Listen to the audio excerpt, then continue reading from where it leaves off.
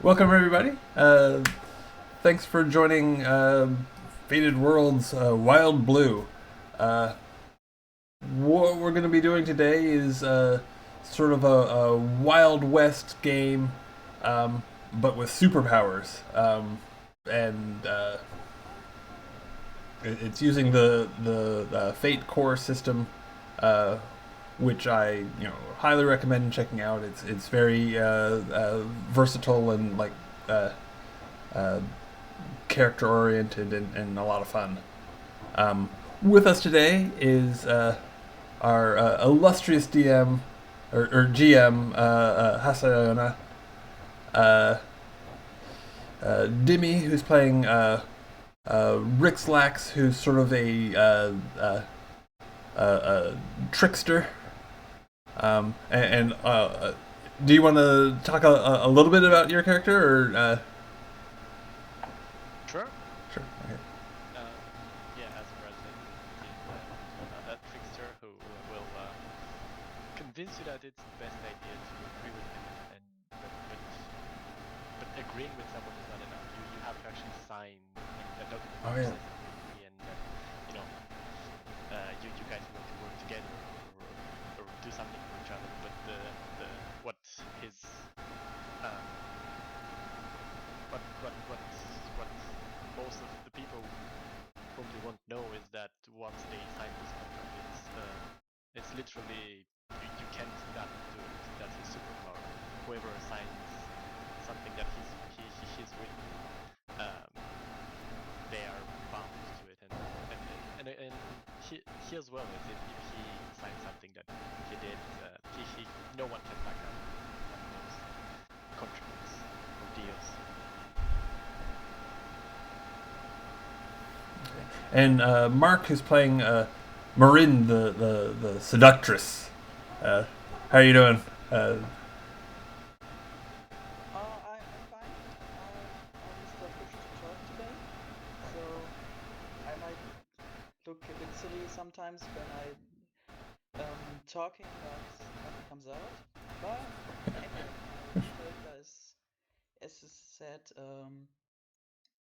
a character that uses seduction, and its superpower is that the more my character seduces a person, the more control my character gains over that person. And the cost of that is that if it fails, then my character gets obsessed with that person and tries to get the um, the acknowledgement of that person by any cost.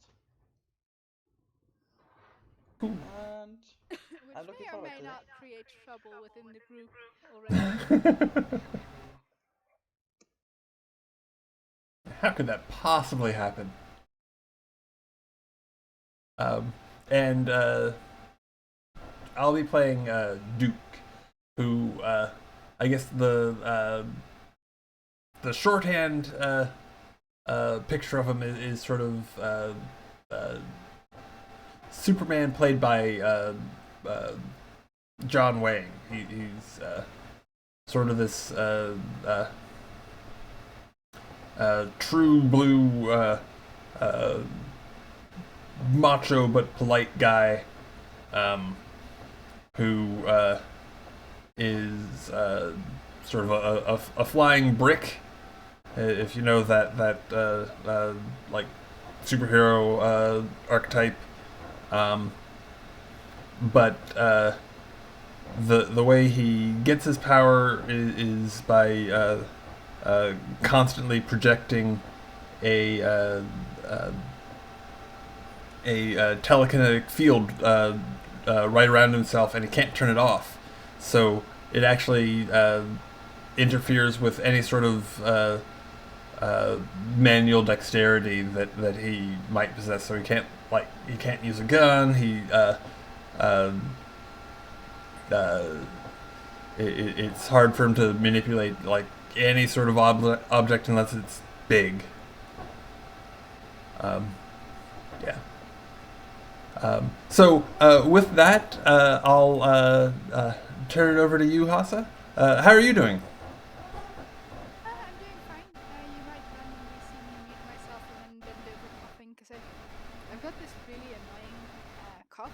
that doesn't go away, and it's not bad.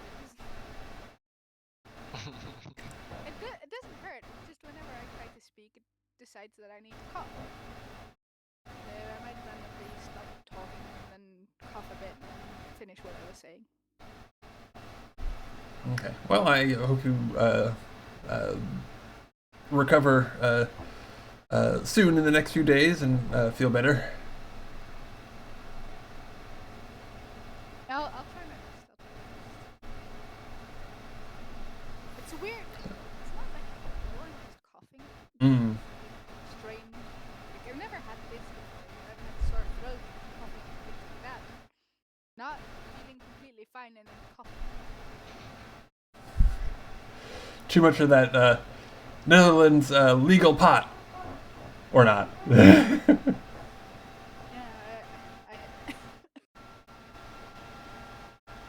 I wish. But then I knew the reason I could stop. Like in any regard. I don't know. Before we start, I thought it would be nice to tell Mark a little bit of what he'd missed, like just the general overview of how we developed the world with the microscope game. Yeah, that sounds like a good idea. Yep.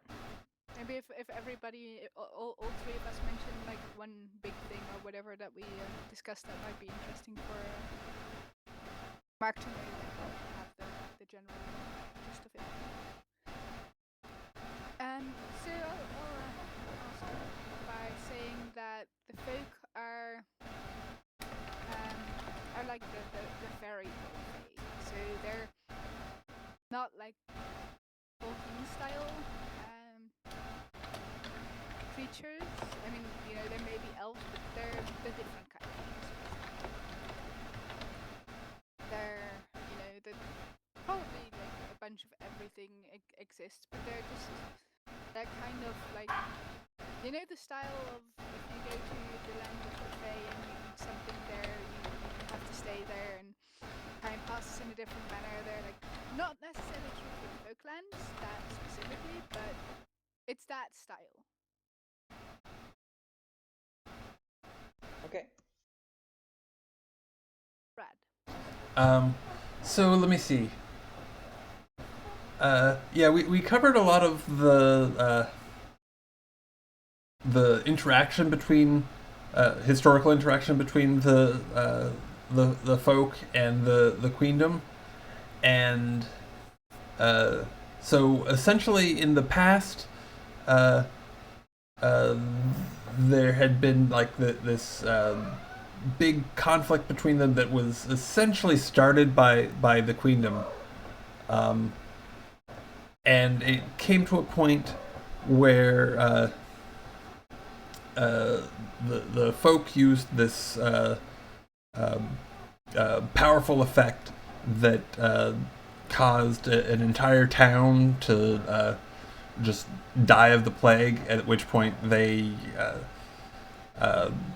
decided to sort of surrender rather than letting things escalate any further. But the relations have improved a lot since then. There's now a little bit of trade going on, and I forgot what other interaction we mentioned was happening. I think cooperation on some ships or something. I believe that was Okay. But I think, but they were still deciding whether they were going to do that. But oh yeah. this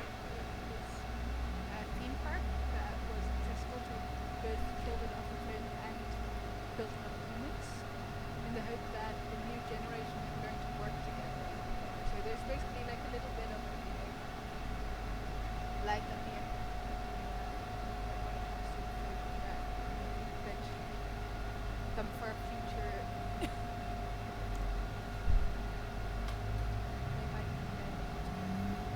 Yeah. but there are still tensions there, as like there's this new Crimson Council among the folk that are a bit more militant, and I'm sure that there are plenty of people in the queendom that just think of the folk as these wild, dangerous outsiders that just need to be cleared away in order for the queendom to manifest its destiny. Um,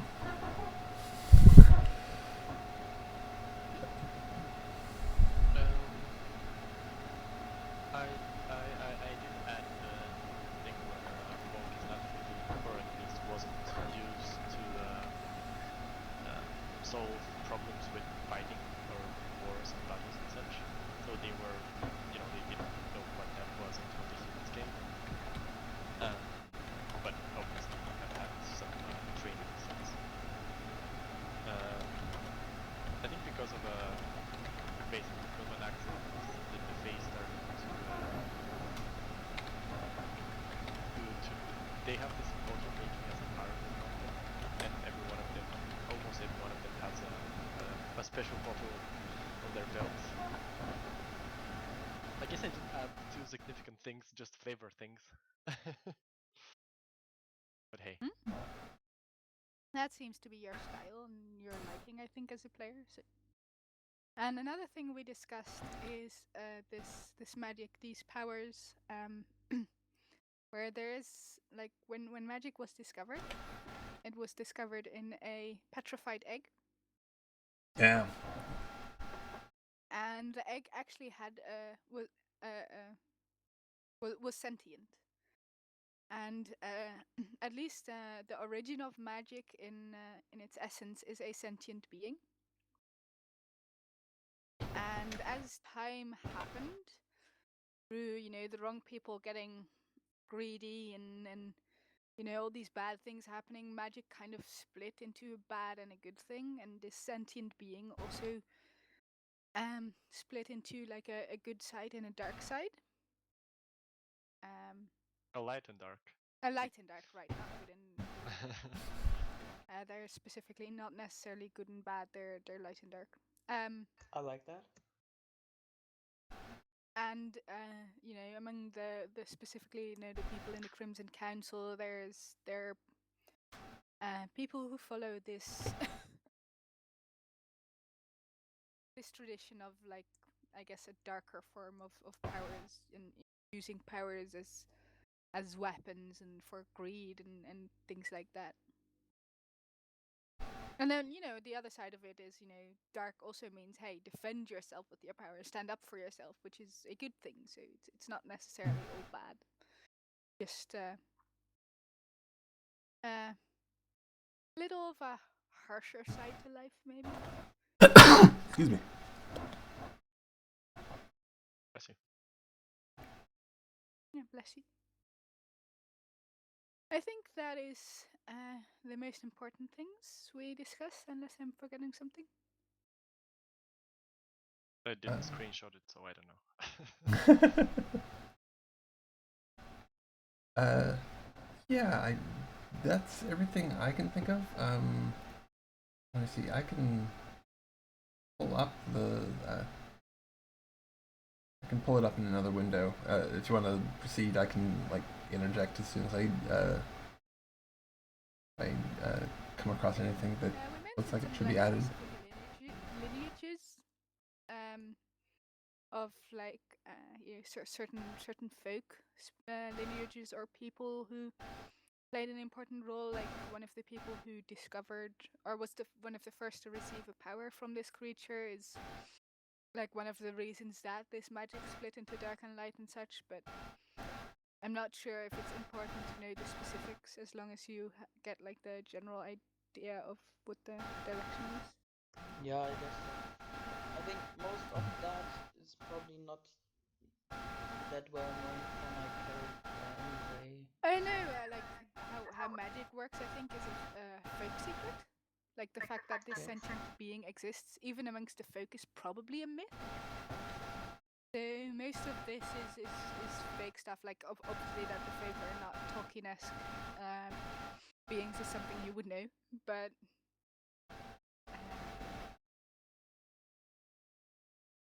other than that, yeah, I think like most of it would be, myths and history, or even like known by very few. Okay. Okay. Yeah, and looking over it, I think we did cover pretty much everything. I mean, there's a couple of like specific characters, like the that dryad who was sort of the germination of that split between light and dark, just kind of due to her.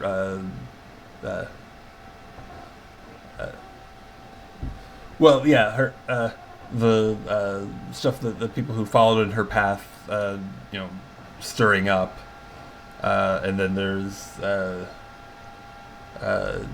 Eagle, who didn't really have like a legacy or anything, but was sort of color as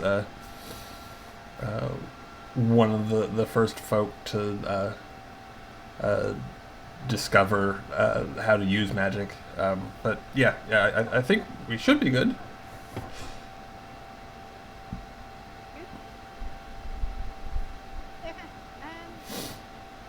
Let us start our adventure specifically in the Citadel. The Citadel is this fortress built on this giant floating rock that is tethered to the ground with enormous chain. And it's a place where warden's people and powers live after they're done with their training. Currently, you have been called into a meeting room where you will meet with Windhammer. Windhammer is the Lord Warden of the Citadel.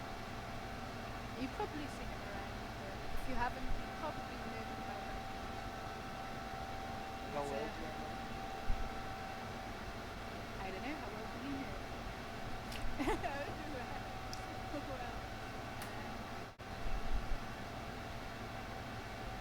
I'm not sure. Is he the one that you were seduced to get into to become a warden? He might. It's not that I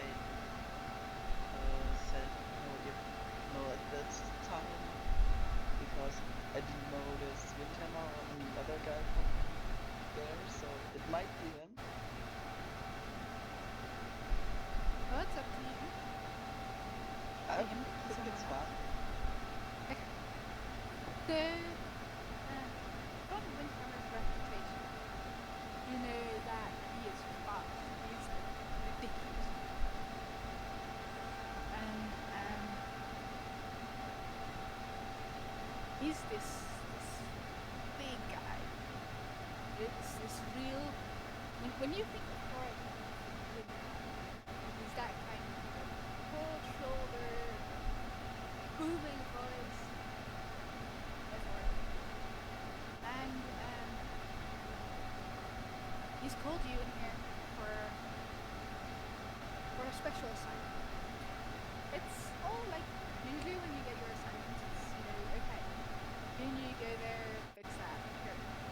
But this, you get to go into a separate room, and it's all kind of Oh like my. hush hush, where it seems like a more classified type of a more classified place. And he pulls you in and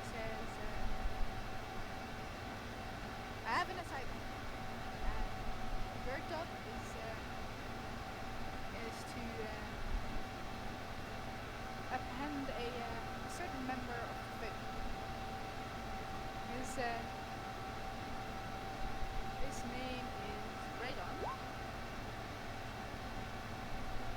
and he's a threat to us. We don't know when, but we know they're going to move him at some point. It's your job to find out when and where, and when he's being moved to.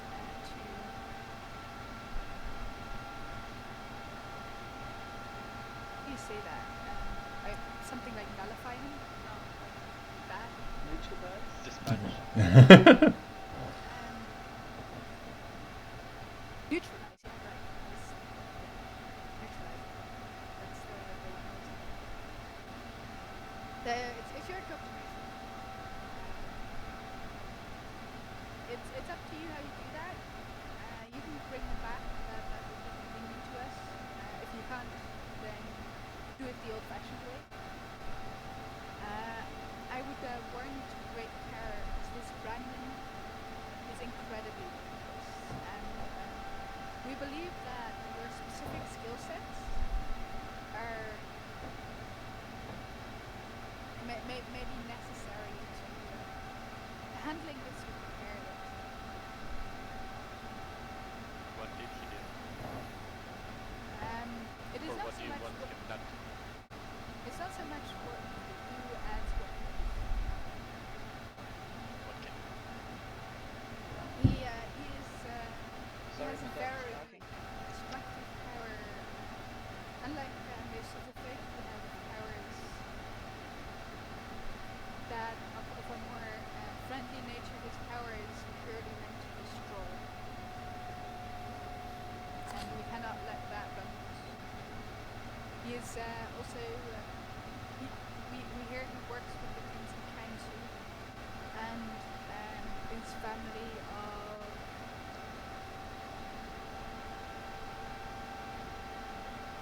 the leader of the Crimson Council. But I'll come What- back. Family of, You get my What- point now. yeah. Uh, Maybe there's someone who can create owls, which your request is. Fair Lord. It's a family of Fair Lord. well, Windhammer, you know, I ain't rightly too comfortable about taking people in who ain't done anything wrong yet, but we'll check it out. We'll make sure that the situation don't go wrong. No, I Keep don't. in mind, Duke, that while this Braden has not done anything yet, we have heard chatters of plans of the Crimson Council to use his power to kill many people. And I'm sure that we all understand that it's our job to protect them. Of course. And I trust you. I can trust you, right? Sure. He gives You you can this, trust me as well. like this stern look, like how dare you ask your superior if you can trust him? Yeah, I mean, I figure they've probably gone back quite a bit, and have probably butted heads a little bit just like this, like. No problem. How much does my power can- and how much do I have control over him? Well, if he's the one who got you into the academy, then probably you have a fair amount of control over him. So, what will be our reward if we finish that task? Okay, you see the big man smile almost, and characteristically, not to the others, just to you, Karen. And it's just this kind of warm, like swoony kind of smile. And if there's anything you wish, This Uh, sounds that lies within my power, says the rational Yeah. person. And a stern look comes over Duke's face. He says, "Doing the right thing is its own reward." Yes, Mary. So, what kind of resources did we get to fulfill our task? So our information is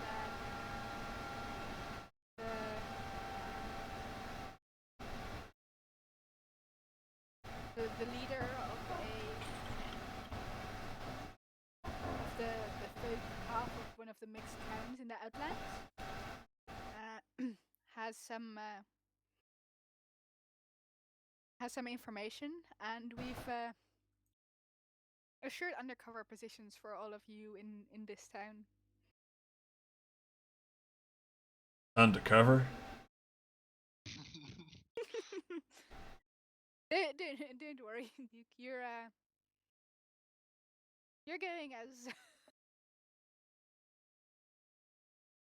as the protector of a caravan. I'm sure it will be very suitable for you. All right. Well, I suppose with Rick's lax here, it's bound to be, I don't know, a little bit covert. And he says covert like it's, totally a dirty word. Both Rick Slacks. Would he know of your power, Marin? Since you've used it on him? Would he know what your power is? Since He I will know you said probably you know kept it a because secret. I will do as he says, and most of the time, and he will probably have used me in the past because, hey, look what I can do! Look, I'm useful. I'm so useful. Like me. Okay, so you said that most of the Citadel doesn't know what your power is, but he does? Is that fair to That's say? fair to assume. Okay, so he'll say both Rick Slacks and Marin have very useful powers. It is your job to make sure that they don't get their heads in too far. Or get in over their heads, rather. And pull them out of the fire when they need. Sure. When the bullets start flying, I'll be there to catch them. I like it hot, not too hot.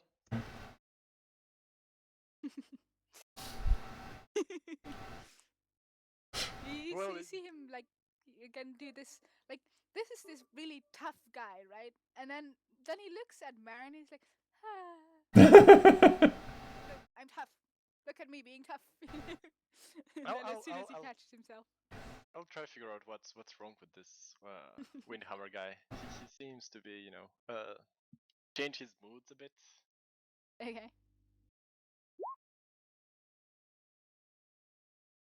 A bit I think that too would often. be a test against Marin rather than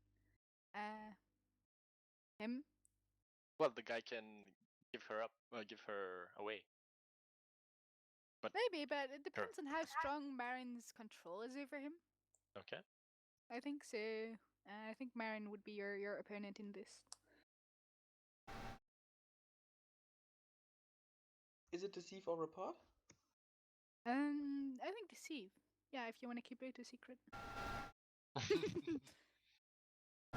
You thought you saw something, but yeah, he recovered so fast that you might have just imagined it. Might just have been the light that fell in differently. Fair enough.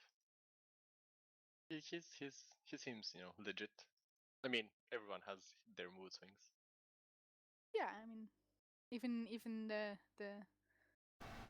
Lord Warden is not perfect. Well, obviously he's not. So he's arranged a passage on the train until Lake Town, and after that you can travel with the caravan.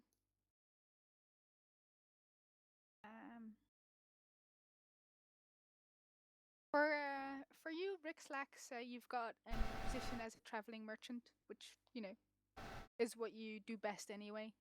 Of course. And Marin, you go as Rixlax's wife. Yay! But it's your job to cozy up to this chieftain.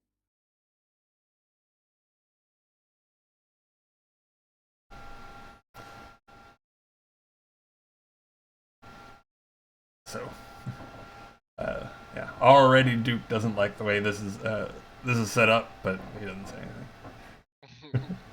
How would he have done it?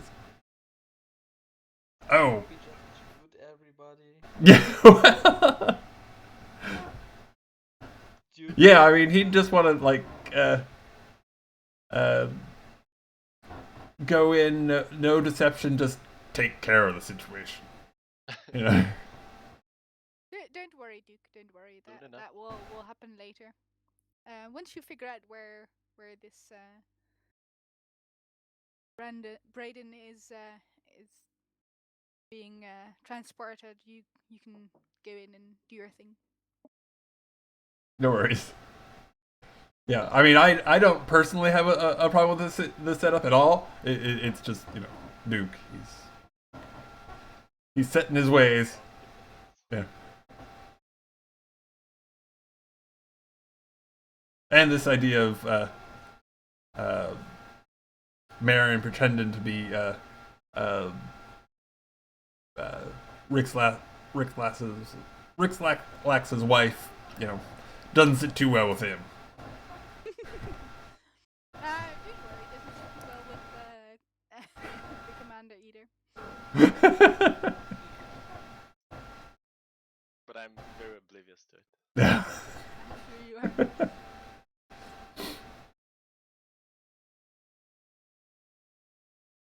So when does this train leave or arrive?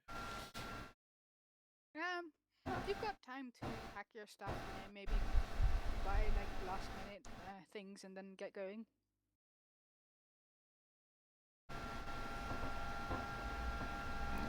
Oh, and by the way, I figured out what my mount is.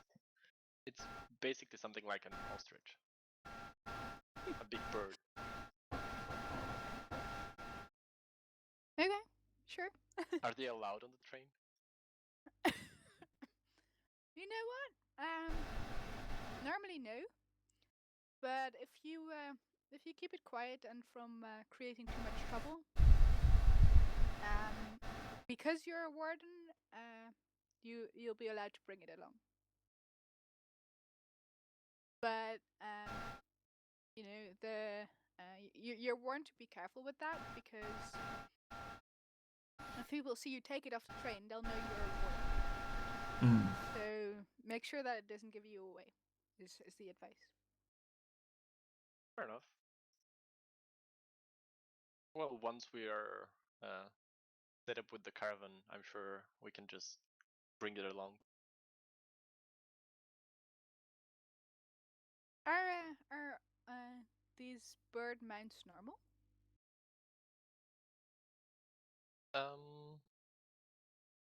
I'm guessing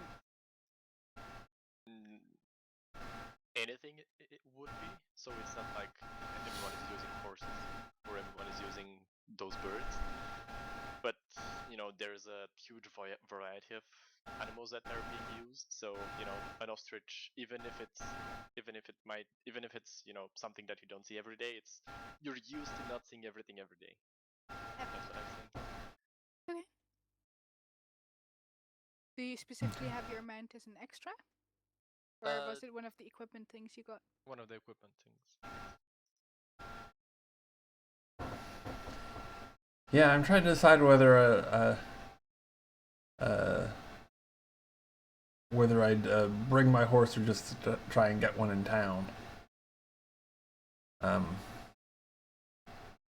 as a warden, you have the right to bring your mount on the Skytrain. Okay. So, but there isn't like a like a train car that's like set aside for horses and such. It's just like a special warden privilege. It's a special Okay.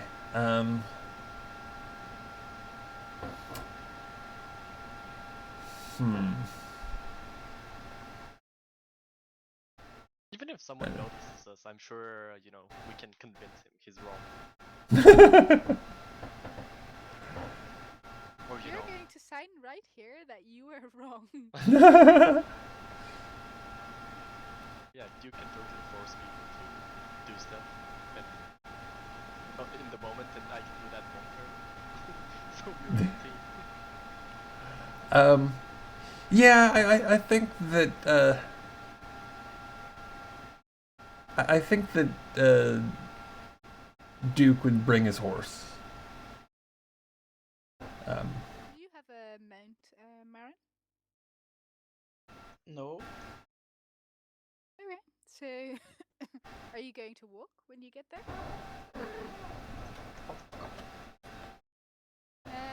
You follow, but you need to make sure that you keep persuasion.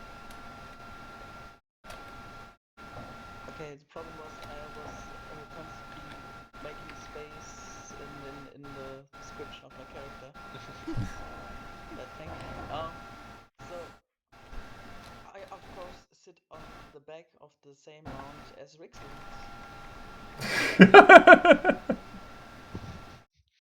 It's pretty small.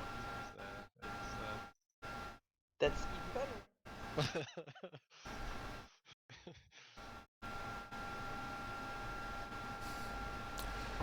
Well, you see, she might get overwhelmed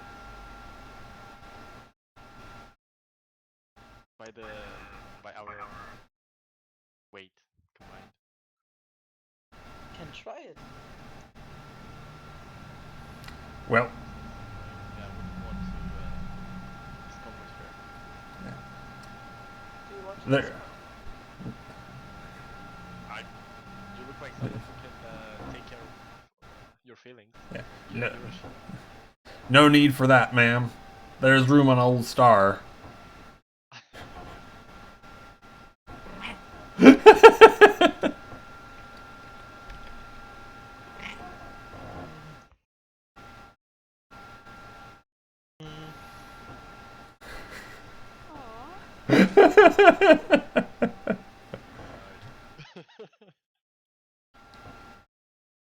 Yeah, I guess I'm going to walk next to him then.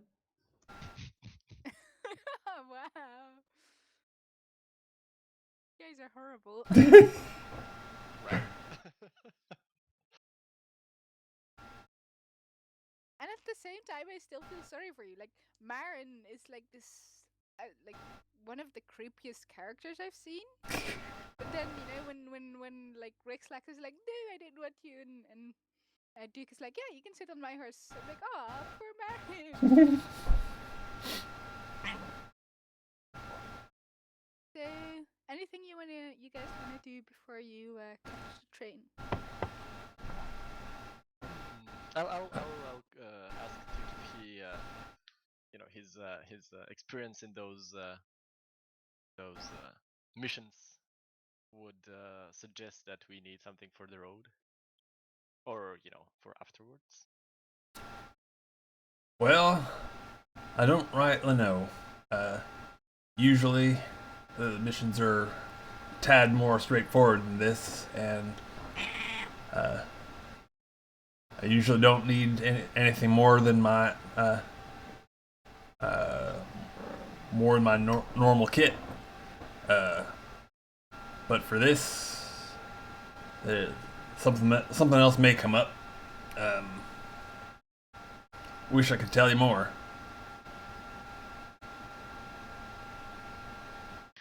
I wanna see if I know anything about the area we're going to in the sense of is there enough food and water and stuff there? Would we need something special, or is it all hippie and we need climbing equipment or stuff like that? Go ahead. How my geography is.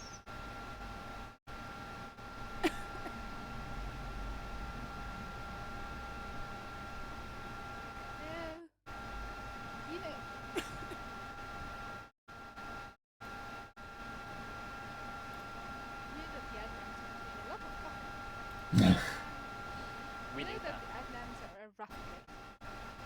There's, a lot of bandits there. The Sky Pirates definitely have a strong reign there. It's not as bad as the Falklands, but it's not very fertile ground, so the people are poor and hungry, and they they want to like they'll be more easy to steal your stuff and things like that, and you'll be able to scavenge food less easy and things like that. So like a good preparation is definitely useful. However, you are traveling with a caravan, and that does offer some food and protection. Well, that doesn't hurt. It doesn't hurt to refresh one's own supplies in case something happens to the caravan. So I'll make sure that there's a bag. I got lunch for you.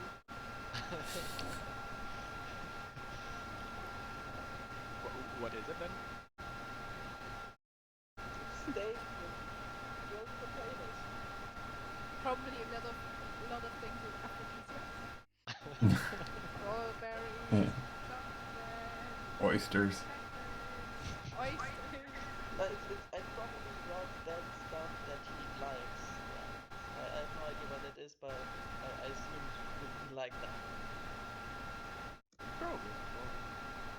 I'll probably just bring I'll- what the character likes because my character knows the character. So.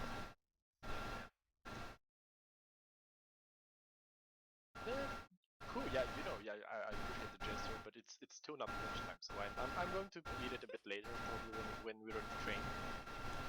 And that's that's genuine. I imagine the meeting being in the morning.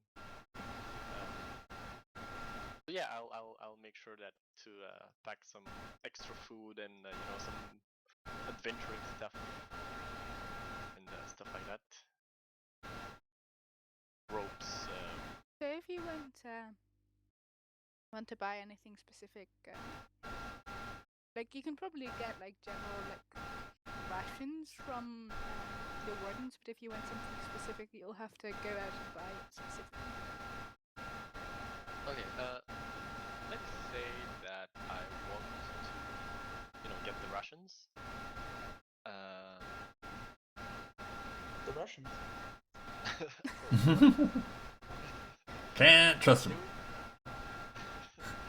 I want to The, get the tasty ration. the Russians can just cook for us. That deal. I'll get food.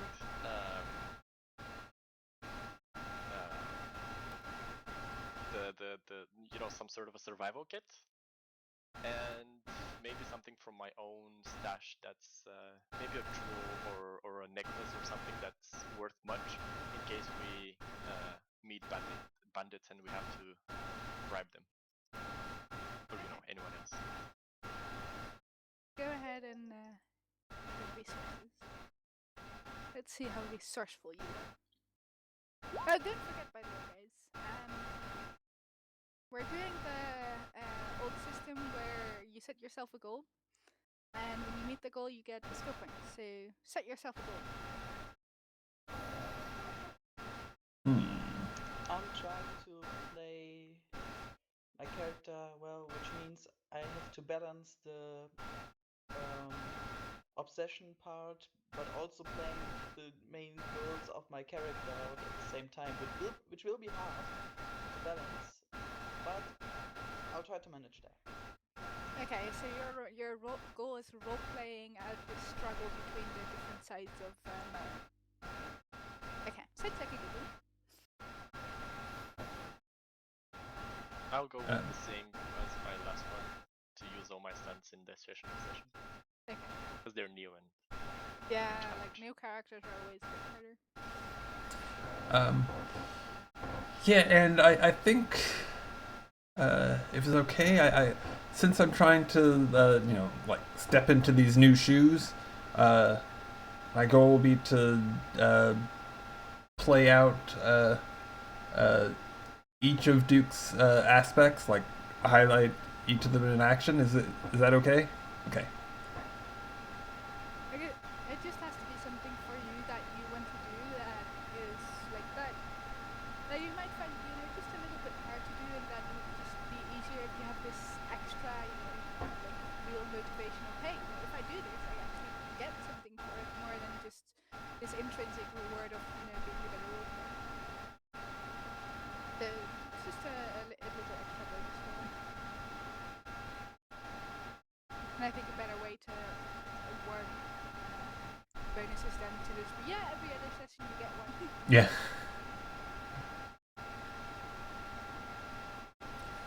Okay, my goal. Yeah. XP based off of filling a seat. That was good.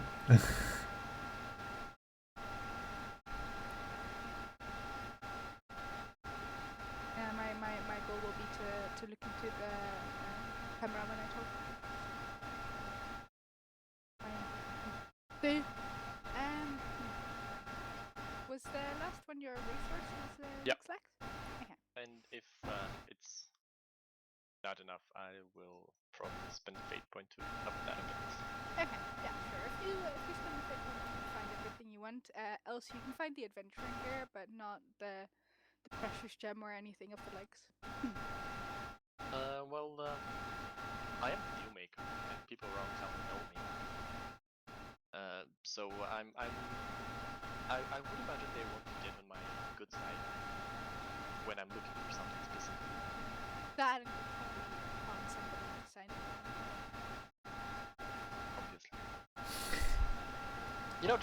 Just sign here that you give me this, and I'll probably give you that, and then lie to him in the process, and make him sign something different.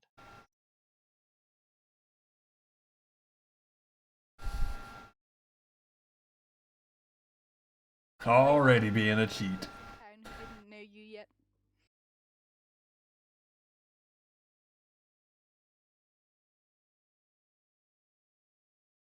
Yeah, I'll add these to my list of stuff I have. Marin, do you do anything? Yes. I look if I can be from use for my honey. Is there any possibility that he needs any help? Well, I did use. I was in need of help, but I did it just now myself with a fate point. So you missed your chance. You could try buying him a shiny new belt buckle. I don't think I can afford it, but I. But of course, buying is a relative term.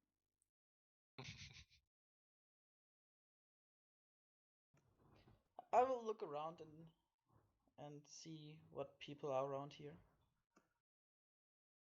So, Kobold is a big city. It's very bustling. It's a harbor town. So there's a harbor with boats and goods coming in from overseas. There are a lot of people of various cultures, even occasionally some of the folk. Those are rare. There's really anything. So. It's a fairly Are there rich any town. people that really look extremely rich, or someone that stands out as being extremely rich? Okay. You see a wealthy merchant. You've heard of her before. Her name is random name generator. Hello, Her and name a is. name. She's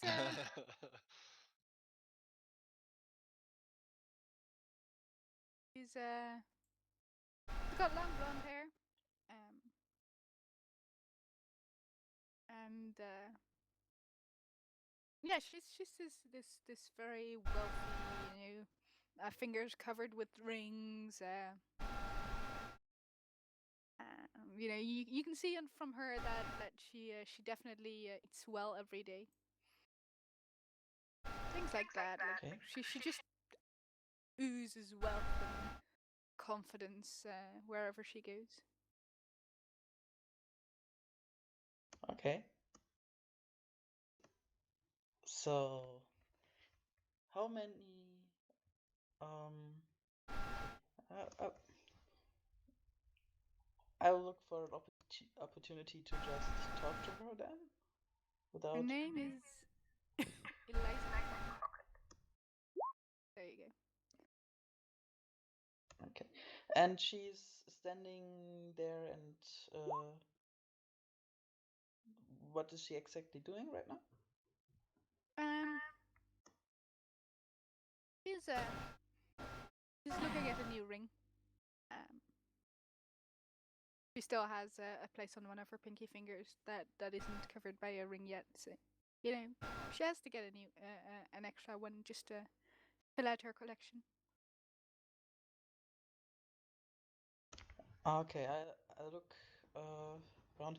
How does she seem to like the ring, or does she more like just another boring ring? She's probably more like, hey, she's this kind of like rich enough to be picky and to complain about everything that you see.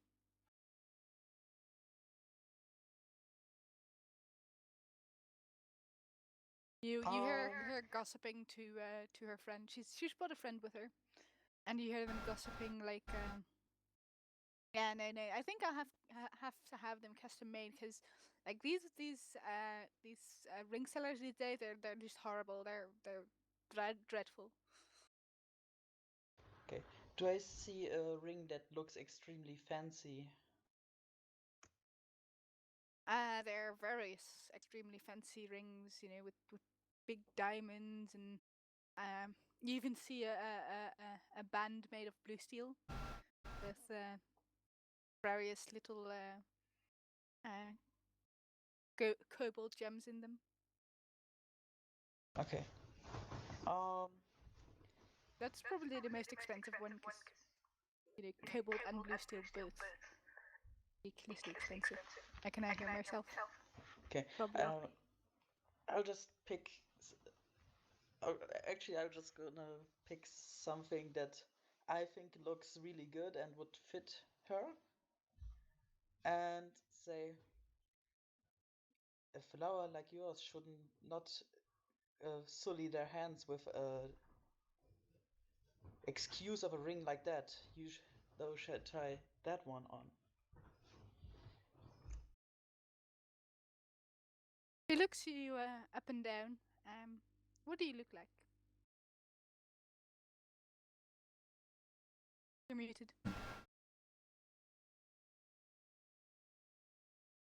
Mark, do you One more want to? time. Oh, that depends what she likes to see. Um. So, um, then you should probably stop pushing to talk when I'm talking, because then I can hear myself. Good. Um. So do you look like just like women, or do you look like guys as well? I think guys as well. So Okay, so then to her you probably look like this strapping young gentleman with dark hair, dark eyes, the whole cliche, the mysterious mysterious young man, and she looks you up and down approvingly, and says, yeah, that looks good indeed. You're not sure if she's talking about the ring though. She hasn't really looked at it. would you mind trying it on now or later on if you like that? Okay. Are you making any attempt to hide like what you're trying to say from her friend? I'm trying to make it sound mysterious. Not that both are not sure what they should make of it, but Okay. Go ahead and give me a report then. that already counts as seducing, right? Uh, sure. I think you're trying to seduce her, right? That is exactly what seducing is.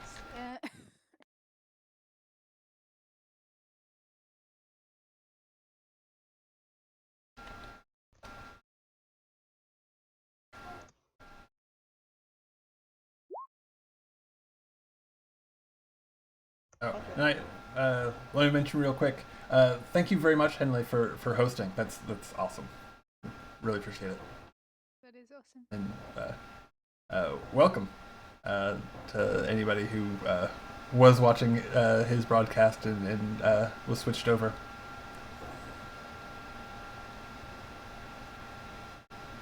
So,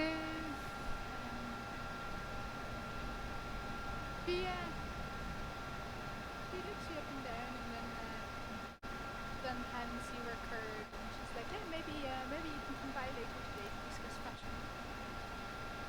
I would be honored. So later today, you know that you have to. Okay.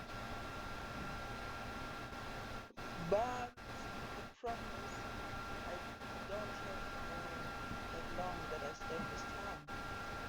Ah, that's such a pity.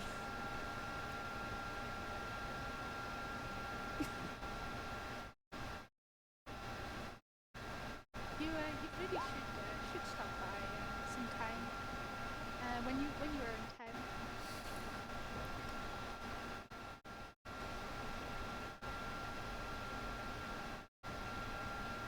Give me your own right. Not just kidding.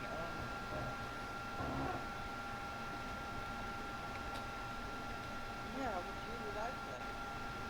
But is there any chance where do I am I holding it down? No, you're heading to Lake Town.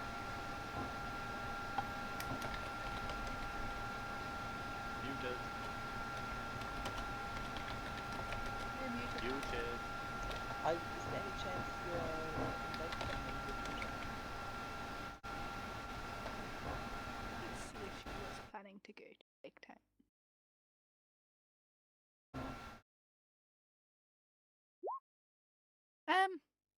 As it happens, tomorrow I'm taking a train to Lake Town and to do some business there. Why? Are you going there as well?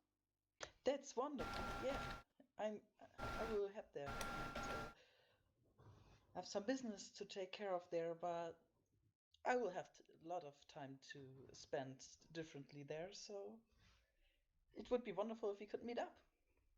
Does she see your cobalt star?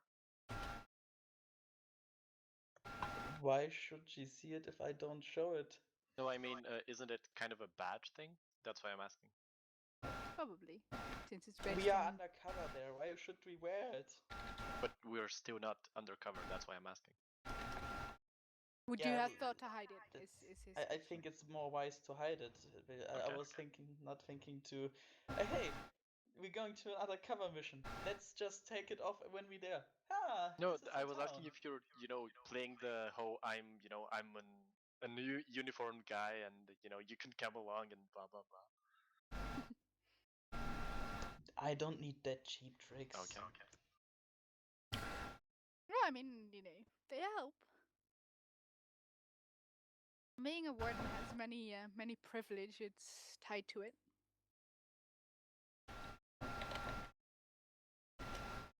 So she gives you the address of her townhouse in Lake Town, and Wonderful. she holds your hand just a little bit too long when she gives it to you, and says that you should certainly come visit her there. It will be wonderful and discuss rings, and certainly will be entertaining. Yes, I think so. You seem to have a great taste. After all. Kind of confused whether she's that's arrogant or just like how she should interpret it. It uses. Yes, I think so. Then they walk away gossiping. May our paths cross again.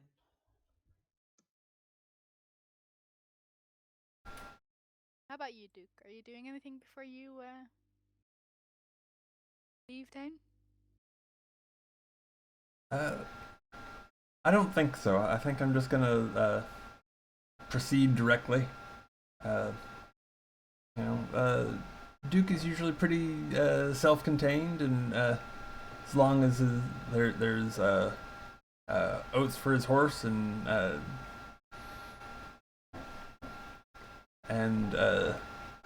there isn't anything squirrely coming up in the meantime. I don't think that he's gonna like like buy anything in town or stir up any trouble. You're probably anxious to just go and get to action. Yep. Well, we can certainly do that.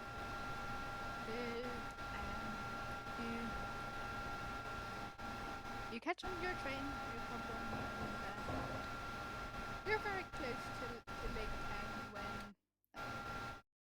the Sky train slows to a halt. Can I say what I've been doing on the way? Certainly. Since we're going and we know the target and we know that we are basically have to restrict him into not, or convince him or something into not using his powers for destruction or his powers at all. I've been drafting the exact contract I was going to present to him. So when it comes to it, I'm more prepared to give him better terms.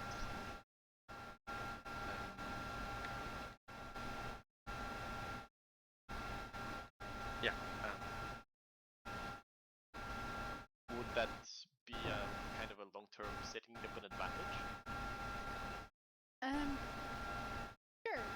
Though it's important for me to know what the terms of the contract are, or what you're trying to create with the contract, so that I can also think about how this would work and would or would not be abusable in some way.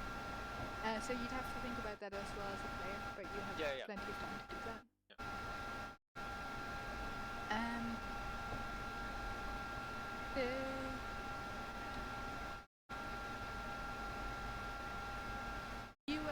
You probably actually, when the train slows, like riding a car, but the train's slowing before you expect it to. You'd have to see if you didn't, if your bottle of ink doesn't fall over, or you blotch the whole thing by creating big scratch through it, or something of the like. So go ahead and give me that one. That would be athletics, or I guess so. Reacting to something, I would imagine. Yeah, I guess so.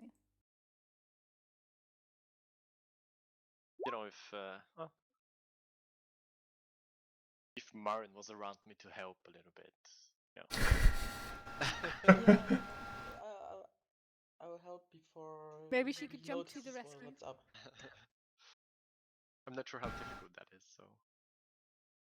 Yeah, and keeping something from knocking over, I think that Duke's help wouldn't be no help.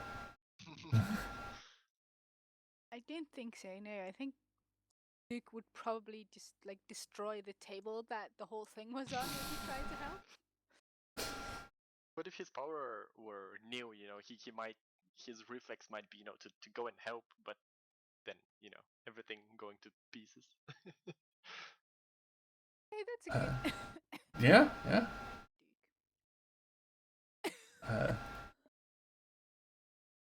You can totally. I'd be willing to accept that compel. Certainly. Of course, again, you guys can counter compels from each other if you really feel like you need it by giving them the fate point. But yeah, you would have made it, Rexlax, if Duke wouldn't have come to the rescue. I almost feel like I should be getting that fate point. Yeah.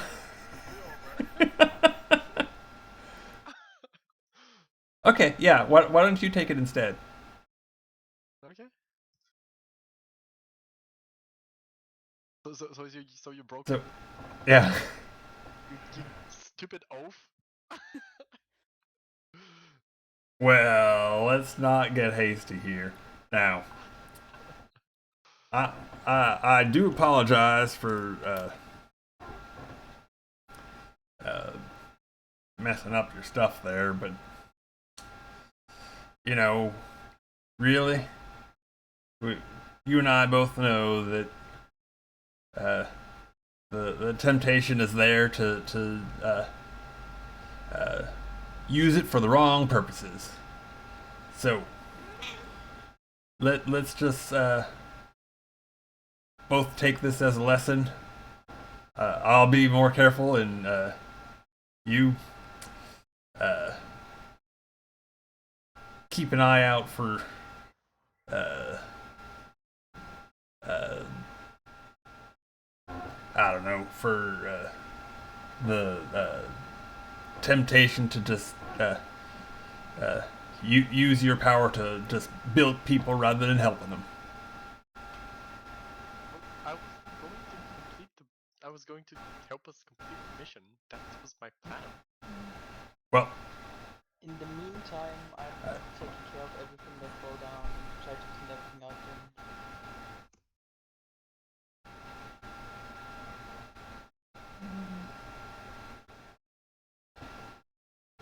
So you know, if you want the fate point Slax, you're going to have to work for it. So I expect you to carry on this much for a while. Really showed Duke that you didn't appreciate him ruining your contract. I mean, it was so well written, and not only did he just ruin it, but he spilled like most of your ink too. You're not getting away with this so easily, Duke. And of course, you know, you get. I think you both should get a fate point for this one. okay.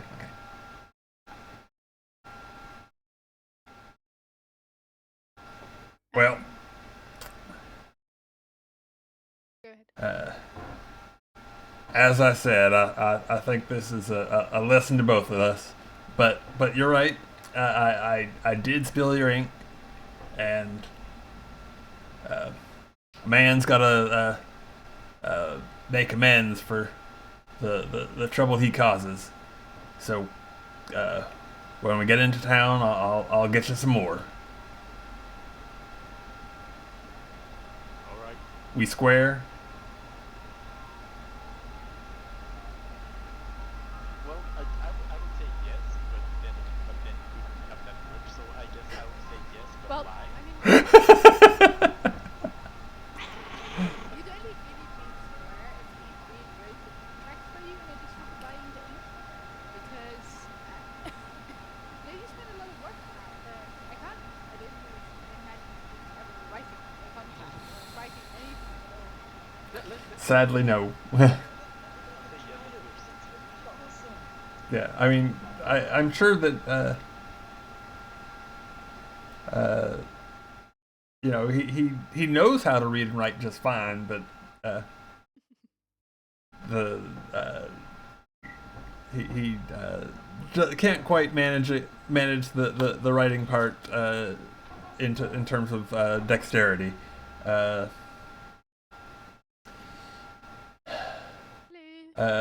You know, maybe he can make his mark on a contract if need be.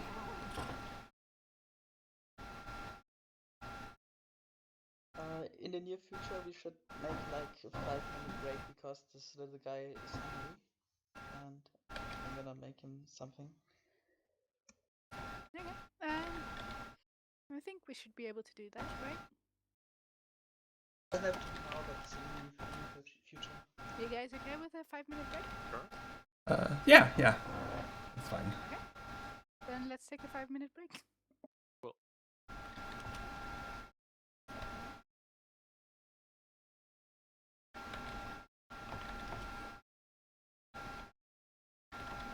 Make that a few minutes extra. I'd say, Brad, like a 7 or 8-minute break. Okay.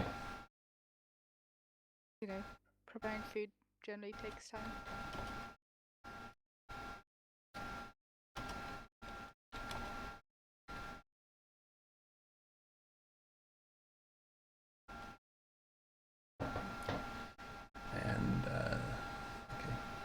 give me just a moment. I'll switch over to the break screen. You can really see, like, I have this like little table here for my laptop, and whenever I write, you see like my whole webcam shaking.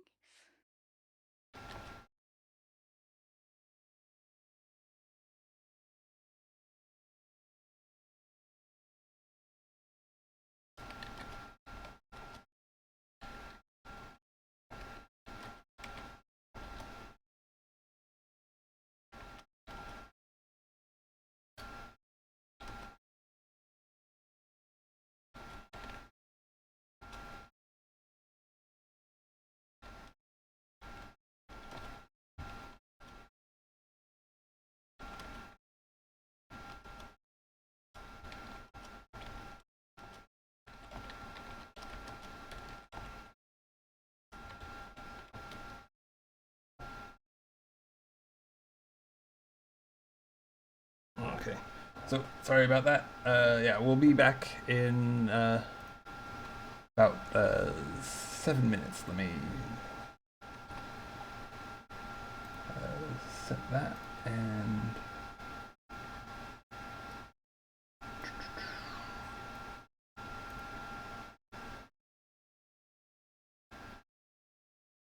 Alrighty, here we go.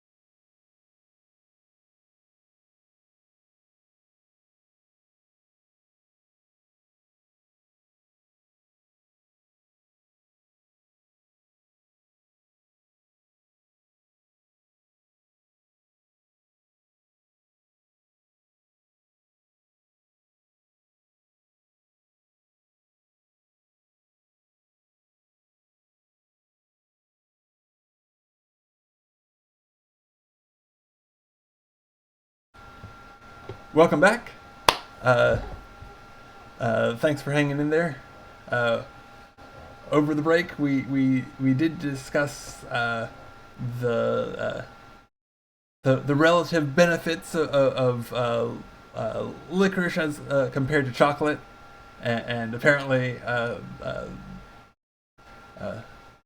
I may be in the wrong, being just a chocolate purist, but we'll see.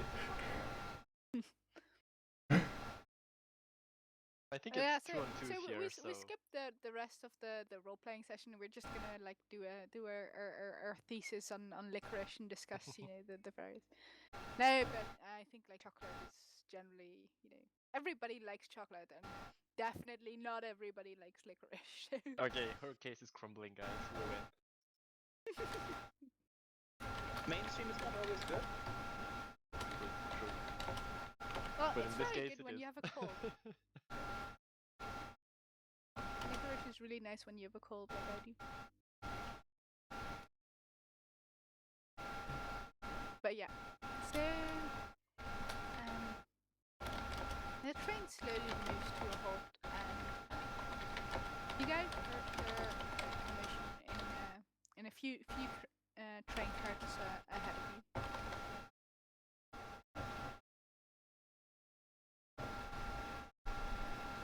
I'm sorry.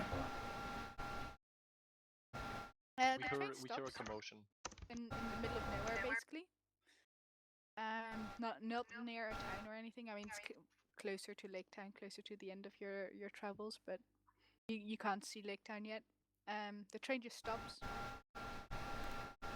and after you've all tried to destroy Rick Slax's contract, you straighten yourself up and brush the dust off your clothes, and you hear some commotion further ahead in the train. Well, we better see what manner of difficulty this is. So, In the apartment? Might imagine not, but I did. Imagine there can be a few other messages. well, I'll head directly for the commotion. Yeah, let's go and see. Curious. Okay, the commotion moves itself towards you, and as you as you get closer to it, you hear a voice yelling, "Sit down, ladies and gentlemen. We're just here to relieve you of your possessions. We'll be gone in a moment, and you can continue your journey."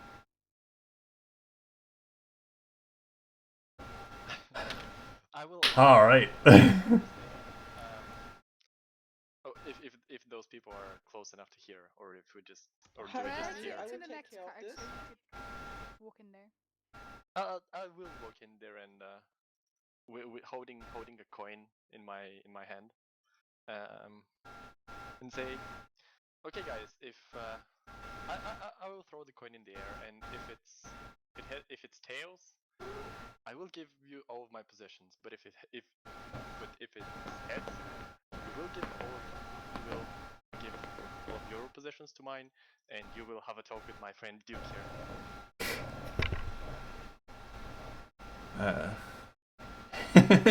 Duke just shakes his head. You see a scrawny little fellow with a big cowboy hat, and he toys with his revolvers, and he says, "And why would we do that?" Because you would just skip the whole violence and murder part, and it will be easier for you. I'm sure you're a reasonable man, and I can show you that I'm a reasonable man as well. Are you guys trying to hide that you're wardens?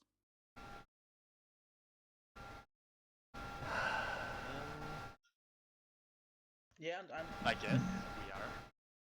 Okay, go ahead. Well, yeah. And I have a spell that lets me see people that I'm meeting that I have the best intentions in mind. Um, I'm not sure if that so how does that work exactly? It basically says everyone you meet is certain that you intend nothing but what is best for everyone. +2 to your deceive skill when using it to create advantages related to feigned benevolence or friendship. I guess it doesn't. I think this is not create an Yeah. advantage, it's just an overcome, so I didn't think Yeah, you're right. I didn't read it well enough.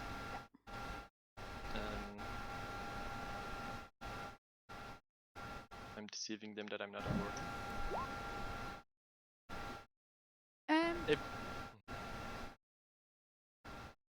He looks you up and down and says, what can a fellow like you possibly do against me?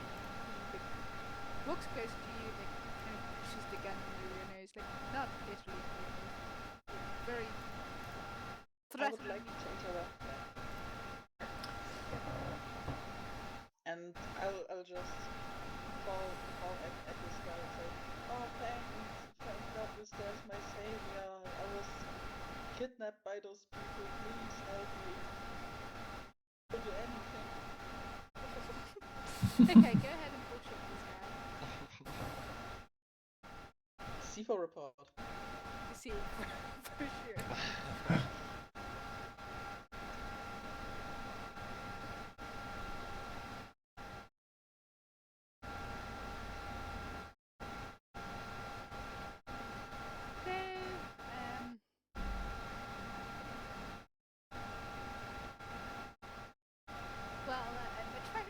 For a treasure like you, there's always space on our ship, right, guys? And he like laughs with his. What a fine guy you are. But shouldn't we just wait a second? Now I have to think about what I'm really doing. But can't we skip all these parts with the gun? I'm afraid by those. Almost. No, don't worry, ma'am. You can stand behind me. I'll protect you from the angry man. You won't have to stand in the way of the gunfire. He, beckons you over. Can I have a gun as well? I'm not feeling so sure. What You if ever those shot guys a gun? have guns as well? I need to defend myself. Don't worry, man. We've got this. We've fought many. We've even fought war and gotten away with it. Don't you worry about it. So it's now time to give a thank you kiss. He kind of looks at you like weirdly when you try to do that. And what are you doing? This in public. I was so scared. I was thanking you. So he kind of tries to dodge your kiss because it's unexpected in a weird moment. Not that he wouldn't want to, but later on the ship, but not right now, for sure. There's all these people watching. I mean, Shy guy. I am not shy. You say shy guy out loud? Prove it. Yeah.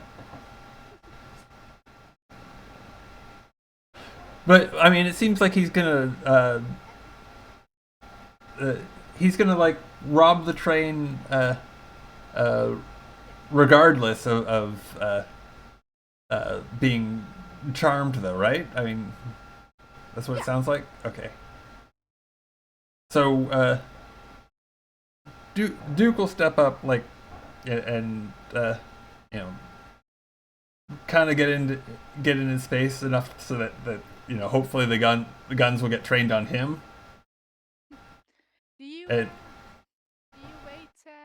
until Maren has convinced has tried convincing the guy to kiss her, or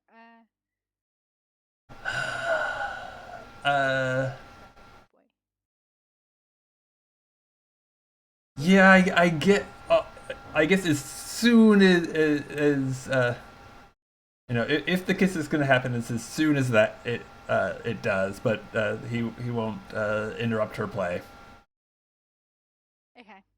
So behind him, you hear his friends yelling like, "Prove it! Prove it! Prove it!" And he rolls his eyes and he's like, "Of course I can. I'm a pirate. I take what I want." And it's a very brief kiss, but he kisses you. Okay. So what do I get? And then out all of his it? friends are like, "Yay!" Whistling and hooting. What do I get out of that? And do you ask that to him or Isn't it up to you? are you asking me as a GM or are you asking him? I'm asking you how far that can go, because my idea was I can kind of influence him in a way that he won't take the stuff from Rick's legs. He's not going to take so it anyway. In the future, he won't necessarily take your orders, but he'll be more inclined to listen to whatever you suggest. Now I have to warn you, this guy is really dangerous, and you cannot take his possessings because they are all with wicked traps, poisonous, and some may even explode. You may not touch his possessings, or we will all going to die. So he waves the gun under Rick Lax's nose and says, "Take those traps off your things right now." And 1 second, my grandmother's here.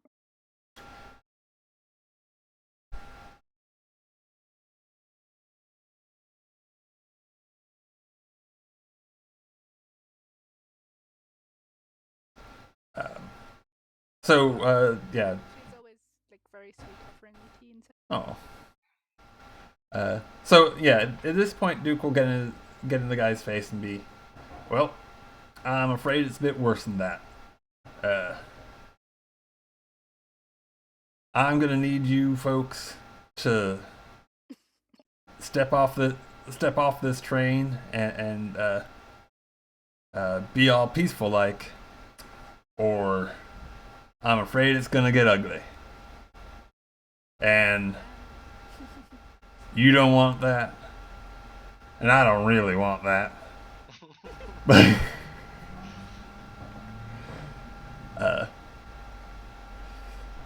But I can't have you just trying to shoot these folk up and robbing them. It just ain't right. So, are you told? Yeah. Would you? Oh, well, I did throw a picture up on my character sheet. Let's see. Yeah, if you go to bio and info, it's just a headshot, but it's iconic John Wayne. Big chin, just and as he moves up, he has this swagger to him that is just kind of smooth and totally self-assured, and that there just ain't no fear in him. You have this old cowboy movie when you walk under these jingles. Oh yeah. Yeah, he keeps spurs on just for effect. Yeah, probably they wouldn't be very smart to have on you, since you're not that subtle. But you might take them off when you go riding.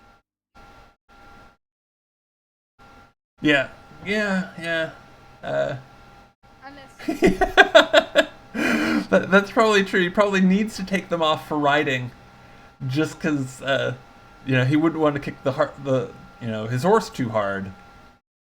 Uh, but yeah. I mean, Super still, and he's riding just to make sure. I bet that be like bouncing up and down really awkward. But walking, he looks really cool. oh yeah.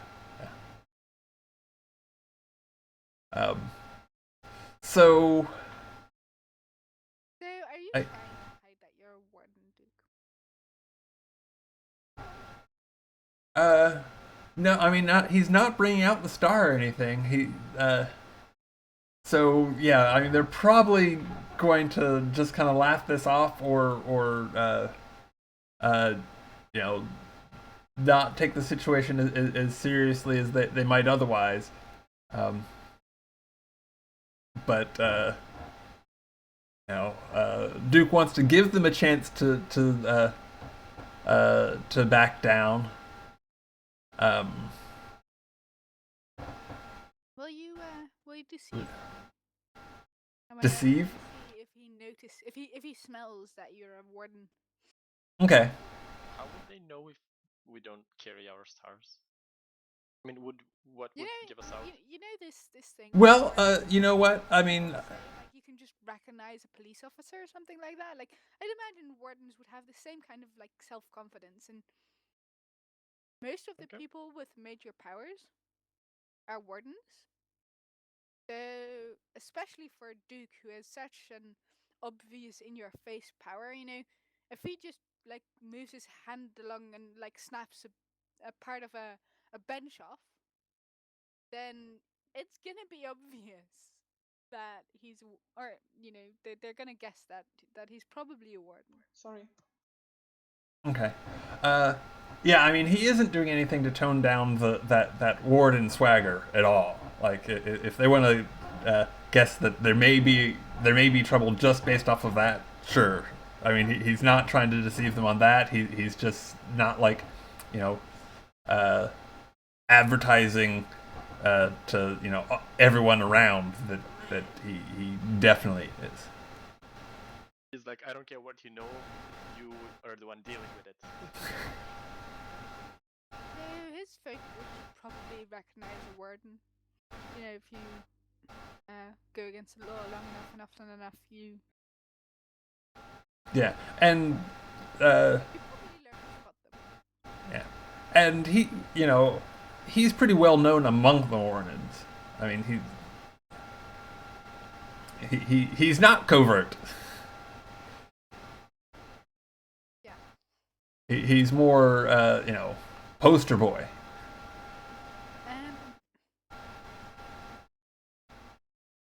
So,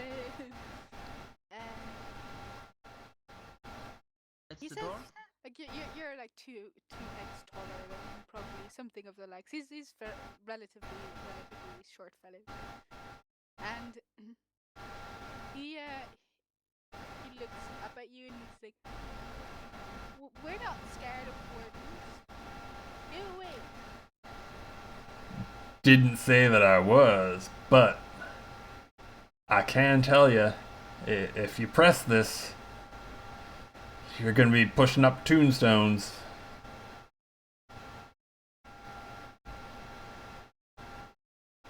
He gives his friends like this insecure like glance.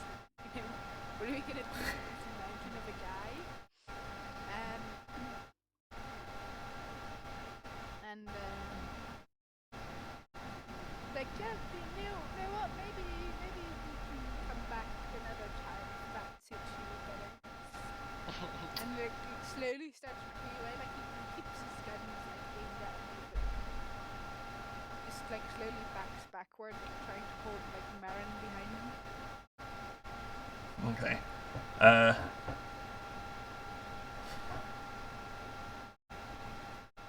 Yeah, I mean, Duke kind of scowls at the "we'll be back later" part. And he looks to Baron to see whether how she wants to handle this. Try and figure out whether she's like needs extrication or or if this seems to be like part of the plan. Can I interfere? Reflex says. They're fair?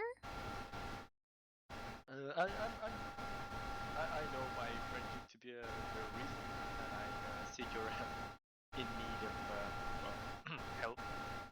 So let's come to an arrangement, and if it makes you feel any better, he will promise not to kill you, and you will promise not to rob trains.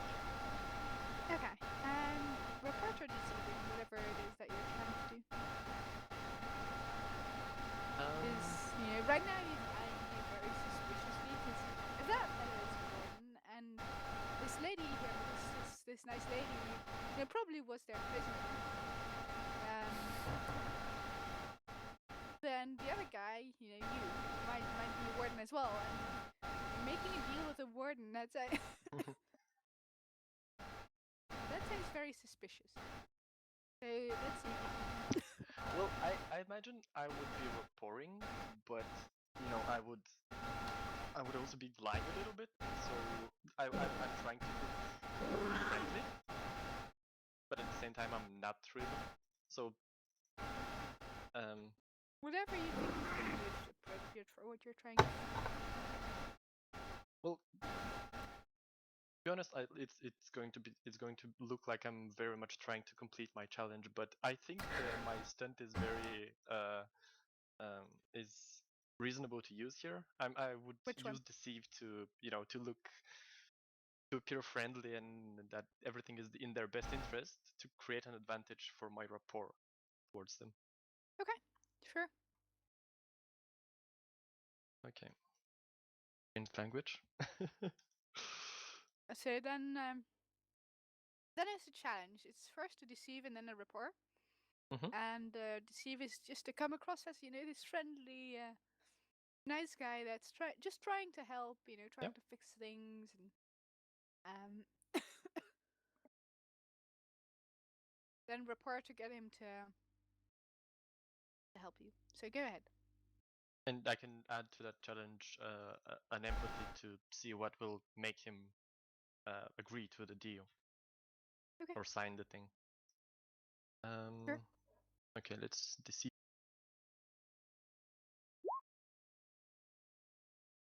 Rapport. I imagine I get the advantage. I think you should do the empathy before the rapport. Oh, probably. Sorry. It doesn't matter whatever way. Empathy.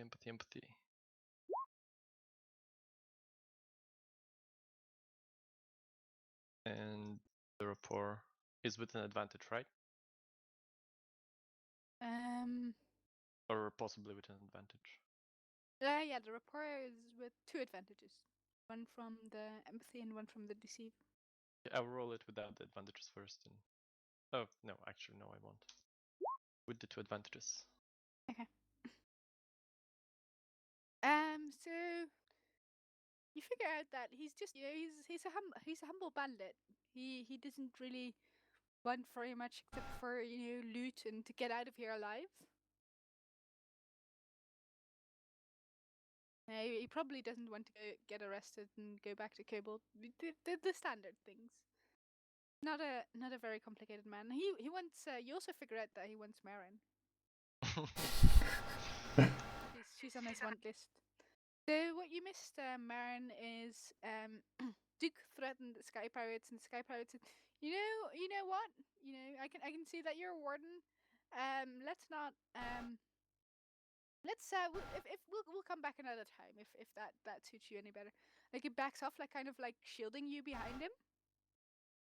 Like assuming that you're just a poor prisoner of these wardens, and that you should come back to the ship with them. And well, about that. Okay. Oh, and also Duke gave you a look trying to figure out whether going with them was part of your plan, or whether you needed rescue.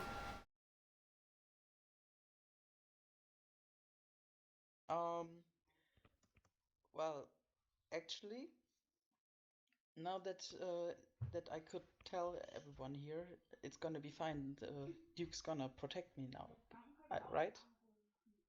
Right? Sure will, ma'am.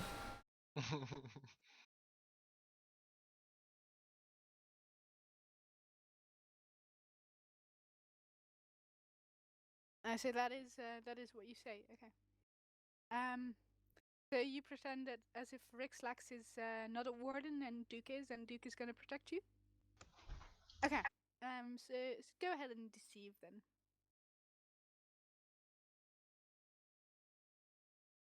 In the meantime, I'll draft the contract thing that I was just discussing with them.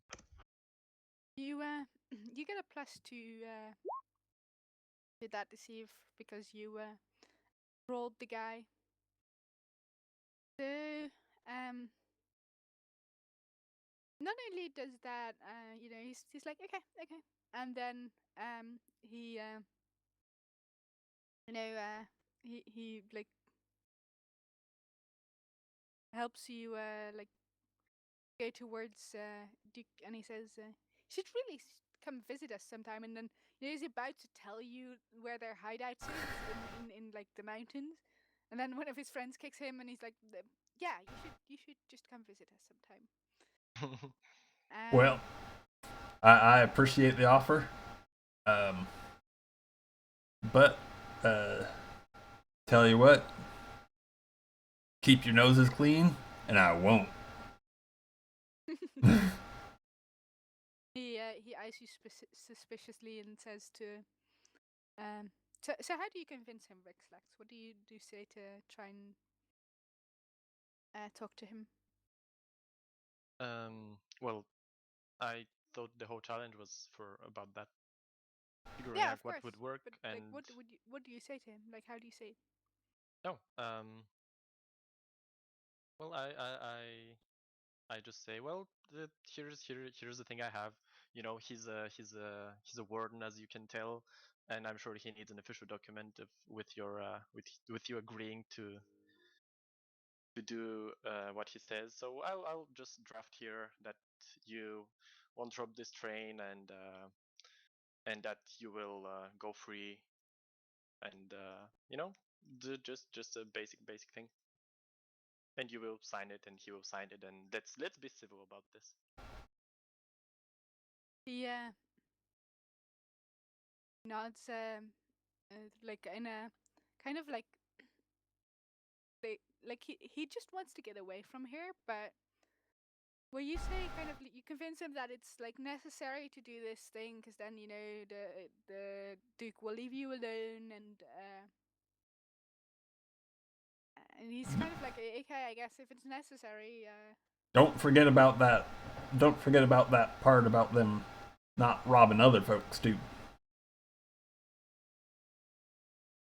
Which, if they knew that the contract was completely binding, they probably would never sign. But they don't. I don't think.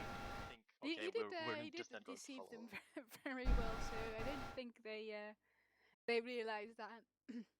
And actually, Marin helped by successfully establishing Rixlax as an outsider as well.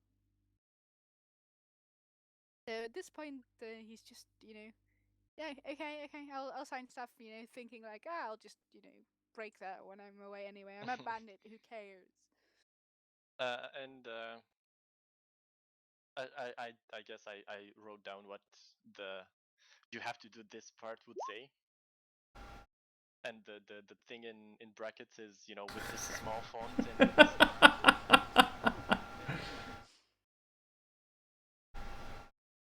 Okay. Let's see something. Okay. He doesn't even read like small font. He just like scribbles down his name and hands it over to you. And that doesn't say anything about imprisoning them or something. And Duke also has to sign it, I imagine. Fair enough. If it doesn't say something about imprisoning, we would read like the broad rules and demand that it would say something about not imprisoning. Okay, Duke won't kill or imprison you today. Okay, then he'll sign it. I'm assuming Duke does as well. Yeah, I'll make my mark. Then I put out not put out, but get my ring and Actually, stamp the. hold on. Or I'll try. Will you try and make your mark without ruining the whole contract, please? Oh, dude. I will. I think I'm gonna eat the fate point rather than gaining one. Here, yeah. Do you want to counter that, Rixlax? Do I want to counter what? Give him the fate point and make it so that he doesn't screw up. I don't want him to screw up. Yeah, no, I was rather than accepting the compel, I'm gonna like spend a fate point to. It's not a compel. I just wanted to make you roll. Oh, okay. Okay, so I'll hang under the fate point and roll what? I guess Athletics. Okay. Or physique, and you need a low roll. Yeah, or like do athletics. I think that makes the most sense. Okay. I think you should have. That's probably better. From your gift. I'm not sure how that would work. Maybe you can just have it as a luck roll. Okay. But I think it should work as like just a -2 from your gift or something like that. Like. Okay. So it works out to. Delicate work. Okay. Oh dear. Well, okay. And I don't think I have an aspect that's gonna like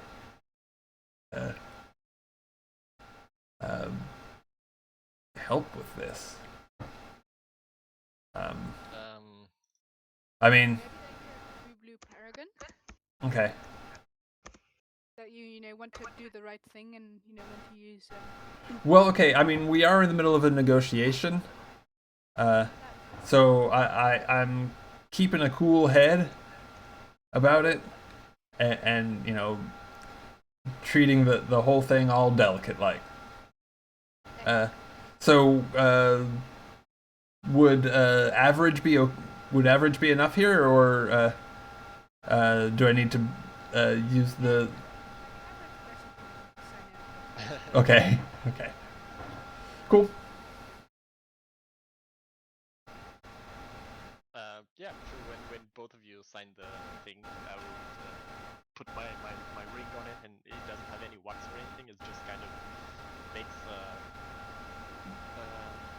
like a stamp? I guess like a stamp, but not with ink, but with kind of like scorch marks or something. Yeah, something orangey, goes from the stamp and goes to you, goes to the guy that signed the contract, and you see, like the guy look like terrified at you, like he's just like,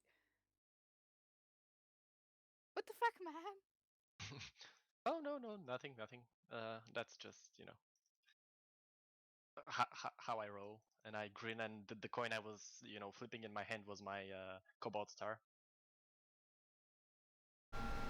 Or I guess or if you're not fine with that, I will take out my cobalt star and start flipping that in my hand. Sure. So you see his eyes go wide, and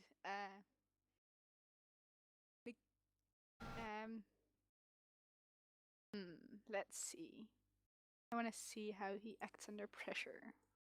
So maybe Duke will get the fight.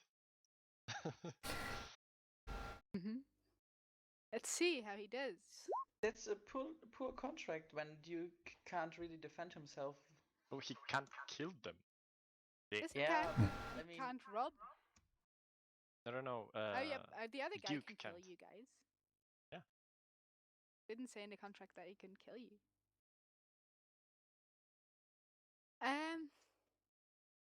That's true. If they they want to try it.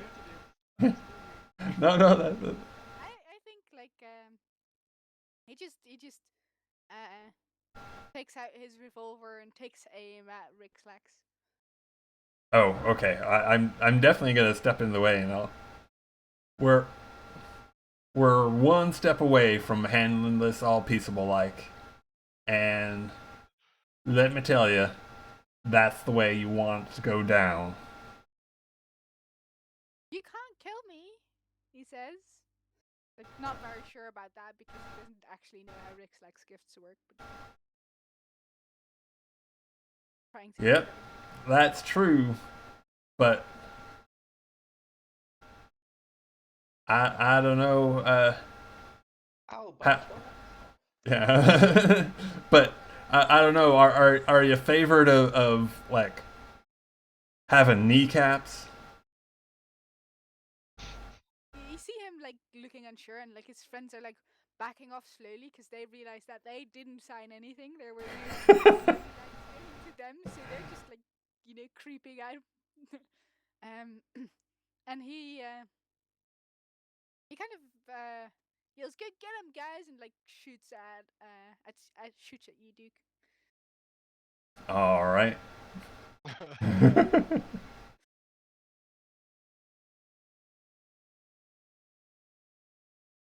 So what happens with your power when you're being shot at exactly? How does that work? Well, okay. I guess that's sort of up to you. Like I mean, you could decide that because they're this isn't like a big bad, that it just it just doesn't do anything. Or you can just have them roll normally, and the mechanical effect of the field is like a lot of armor, so I'm not too worried about it. Okay, so basically what happens is like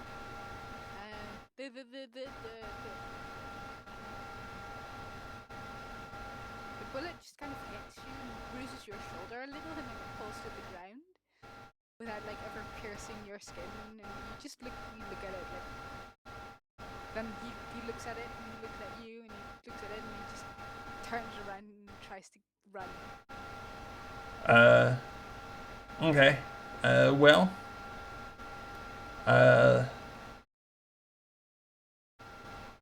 I'm gonna try and grab him. Cause. Try not to squish his head in the process. Actually, you can't squish his. You don't actually have to be careful because you cannot kill him. That's impossible for you, right? Yeah.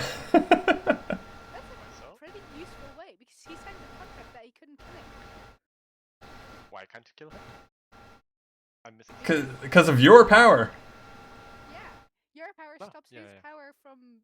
Okay, yeah. I thought you were referring to Duke's power, and I was like, yes, he can. I can. Yeah, you can. Yes, you can. But you can Is there a actually weapon just laying grab around? You'd have a weapon, right? Yeah, but can I just draw it without them noticing? I They're think running they're for their busy running lives. from Duke, so I think you can definitely draw it without them noticing. Okay. So grabbing him, that would be. Is that just like setting up an advantage with physique? Sounds like you're trying to use athletics. Athletics. Attack. Okay. And I think it's an overcome rather than an advantage. Okay. Both of them would be physique, but Grabbing him in the first place is athletics. Okay. Yeah. Sadly, I can't use hits like a locomotive because he's trying to get away. Well, you tried to. Didn't you have something that says if you tried to solve it peacefully, you get some sort of whatever? I do, but the way it reads is attacks you. Okay, so that stunt is reckon we're gonna do this the hard way, and the way it reads is attacks using the other stunt hits like a locomotive have weapon 2 after offering a peaceful solution being turned down. So It's just, oh, Wow. yeah, yeah. So, yeah, you know what happens when you break the train? You just like, you grab, you trip over your own feet, you fall and like bash the train into you. And below you see the gaping distance since you are on a sky train, very up high. Well, this ain't gonna be too easy to make right.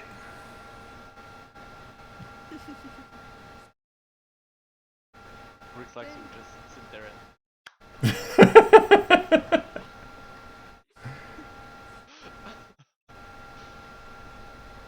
Mark, what are you doing in the meantime? I'll just keep my weapon hidden until it escalates. So, yeah. I'd be smarter off to not give away anything till now. That might affect our bigger mission.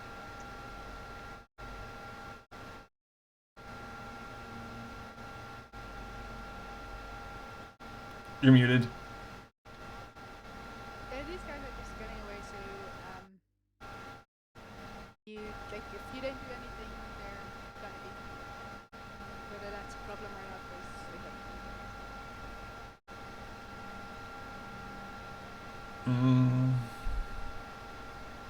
I don't see what. I can. I will. Actually, what do we want to do with those guys? Anything? Well, you made a promise and the contract that you wouldn't rob anything.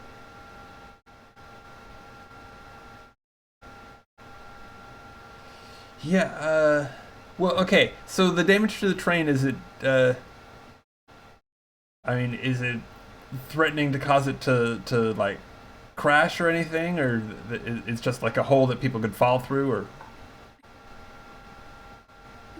I guess the front half could. I guess the front half could continue traveling, technically. And the back half, however, which also contains your legs, could certainly not, since it's not attached to the front half. Oh, so the whole train, like, breaks in half? Yeah, Oh. Okay, I didn't realize it was... a little bit at the top, but not in such a way that it would go when the train starts to drive. Okay, yeah, I didn't realize that it was that bad. I thought there's just, like, a hole in the bottom. I'm just gonna stay there and hold the two halves together. We can just use the pirate's ship, you know. There's the matter of all these other folk. Aw. You know what? If you stay here at the time and use the train, you can Okay. for being such a paragon. Okay. Aw, shucks. Would I guess that's not really fixable before the train leaves, right? Maybe if someone can bend metal. The real question is Paragon till death or Renegade for life?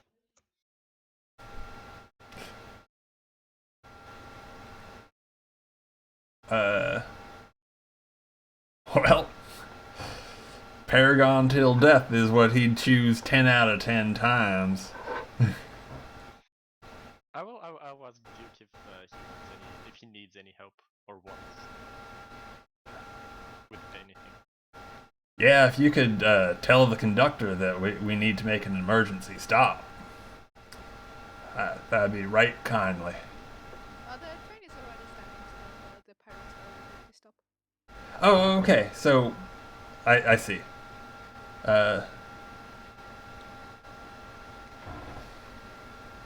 Okay, so we could chase after them. It's just a matter that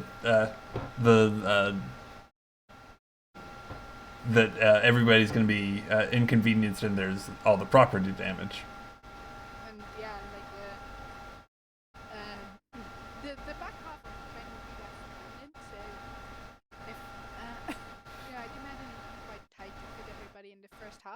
especially if you don't count the part that you just damaged. And then there's the matter of the animals that definitely won't fit in there. And you'll leave half a train. That's going to be going to be a serious problem when the next train comes. Okay. So, yeah, I think still, rather than chasing off after the pirates, I'm gonna stay to try and manage the situation. And looks like we're gonna have to take the rest of this trip the slow way. And I'll try and get the back half of the train off of the track so that it's not a problem for the next train.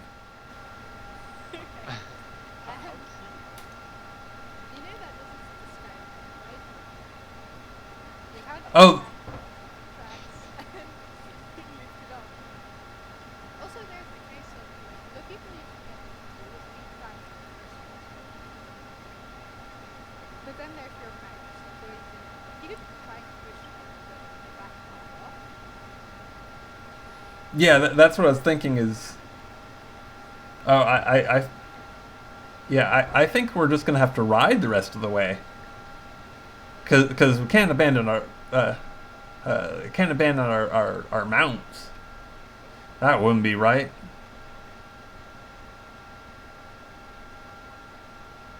I guess you could also get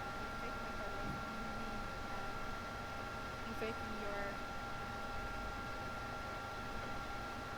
power. Faking a perfect trade. Oh, okay. Oh, I thought we already did that. No, that was for you staying behind. Okay. I just made like the breaking apart the train thing was because you rolled a 2 or like 4 minuses. When you roll 4 minuses, it's bad. Yeah. Well, would those pirates be any use of any use to us? I don't think if you're spending this much time talking that they should still be doing it. I thought, yeah, okay. Right. You can see them flying up in the distance, peering and whistling at Marin.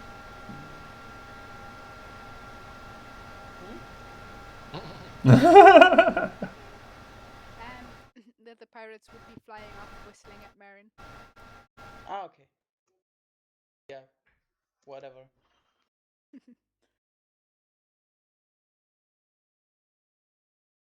Might be useful. So the plan is to hold the train and to continue traveling? Oh, no, I thought it was just to get the back half of the train off of the, sort of out of the way, let the rest of the passengers go ahead in the front, and we'll just ride the rest of the way. And the mounts, Ride on the mounts the rest of the way, rather than on the train. How will we get them down? That's the question. We could have used the pirates. Yeah. How will we get the mounts down? Yeah, during the sky rail. I thought we had landed though. No. The sky rail is in the air. Like, I see. Okay, so it was stopped on the rail that's in the air. Okay. I apologize. So you could definitely try to do it, but you have to come up with a pretty creative plan. I mean, okay. You could probably just push down. You see grasslands below you, so you're not gonna push it on somebody's head, unless you do it at the wrong moment. Not likely. Okay. So the main problem is how do you get the horses down and how do you push it? What's the problem? Well, are the doors too small or something? No. You're just like a billion feet up in the air. Yeah, but Can't if just we can get people on the other side, why wouldn't we? No, there's not enough space. The doors are quite small. You could probably fit a horse. I guess you might fit a horse through if you squeeze. It wouldn't be a pleasant experience for the horse though. And the main problem is the people already like fit in that to that half very cramped. There's no way you're gonna put a horse and an ostrich in there without problems. Okay. Well, can I just like carry them down one at a time? How are you gonna get down? Flying? Are you flying? Yeah. Okay. I mean, can you carry the horse? Well, I don't know. I'd probably have to make like a check of some sort, but.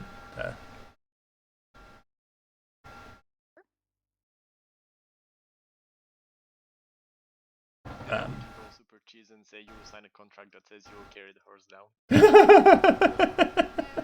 Thinking of changing your power to say that you can't make somebody do something they cannot do. Yeah, I'm thinking that's implied, and I'm not planning on using it in that way. I am now almighty. Okay. So would that be a physique check to carry the horse? Maybe a physique check. Okay. I'd imagine a fellow with your strength could carry the ostrich without too much trouble, but the horse is definitely going to be a physique check. Okay.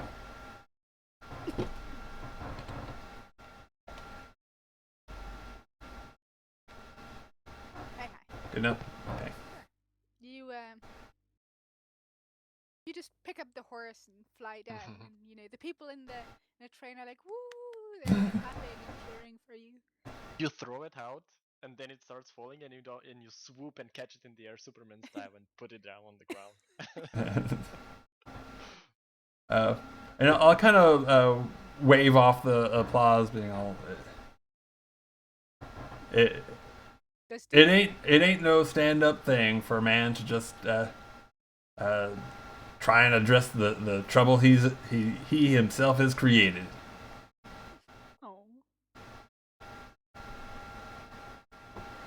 Oh. And I mean, do I know whether it'd be better overall in terms of infrastructure and whatnot to just try and like move the rest of the back half cars off the tracks and have them be unusable thereafter because they'd be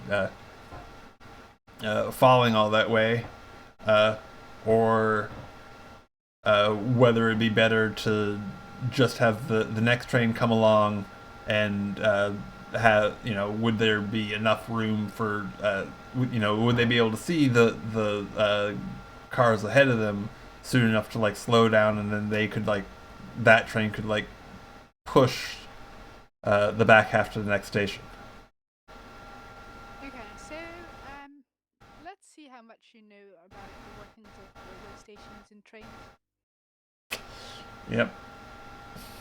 Probably not a whole lot. That's a lore check? Yeah. Okay. If you ask me, can help, maybe. Yeah. Dude, not so much. If we both help, maybe it's going to get somewhere. Yeah. Well, I mean, or you two can just see what you know. I don't like the idea Of everybody rolling. Okay. Okay. like you can help if you come up with it in time and do it, but you help before and not afterwards. Occasionally I might allow it because it's not the worst thing in the world, but I prefer it. Fair enough. Okay. So I Important moment. I think it would be cool to you think that pushing off actually no, hold on. You don't know. You just don't know what would be the best course of action. If you leave it on, you'd risk the trains crashing into it, which would be bad. If you push it off, then you might destroy a very expensive piece of property that could still be might still be usable or salvageable.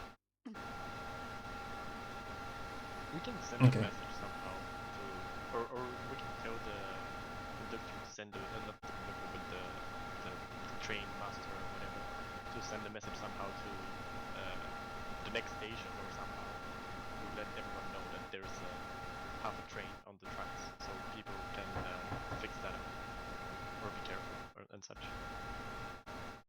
That would be harsh. Is there a way to let for like a conductor to like telegraph back or something? There, and with the knowledge you have, you do not know any of the train schedules, so you don't know how soon the next one is going to come. Well, did the one we were on leave already? I guess probably not yet. Probably still needed to detach the back half, since that's probably still attached at the top.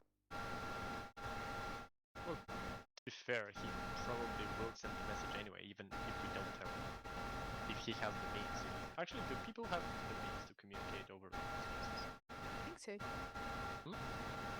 I don't think so. I mean, yeah, empathy or things like that, like telepathy. But then usually the train drivers do not have these serious codes.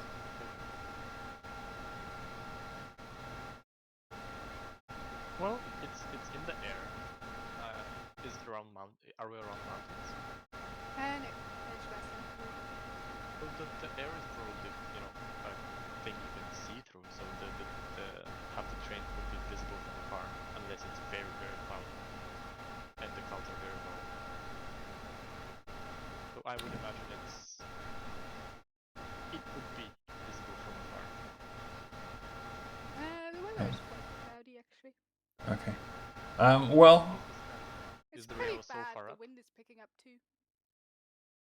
I'll head off down the tracks the way we came.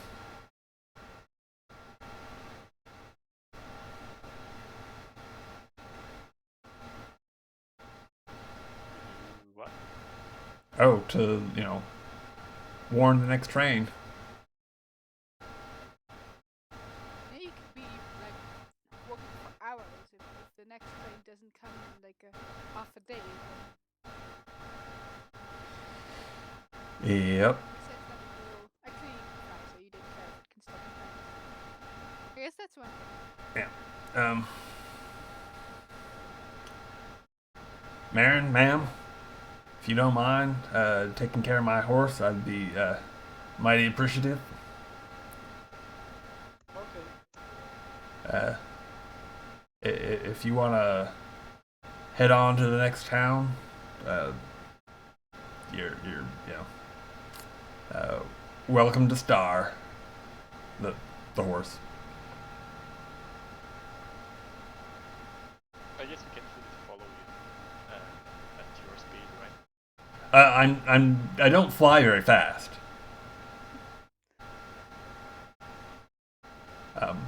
So yeah, doing this is going to hold up the whole production a bit.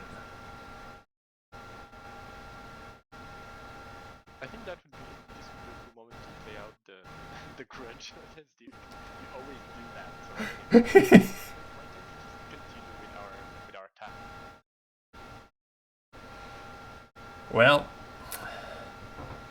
I hear what you're saying, but sometimes things just take as long as they take. And, doing things the right way isn't always the fast way. But most of the time it is. Not usually. Martin, what do you think? Do you think we should get to the next town, or follow this righteous fool? Let me guess. Yeah. Basically what you said. Well, out of character, I do think we should follow. I'm just trying to look for a reason in character.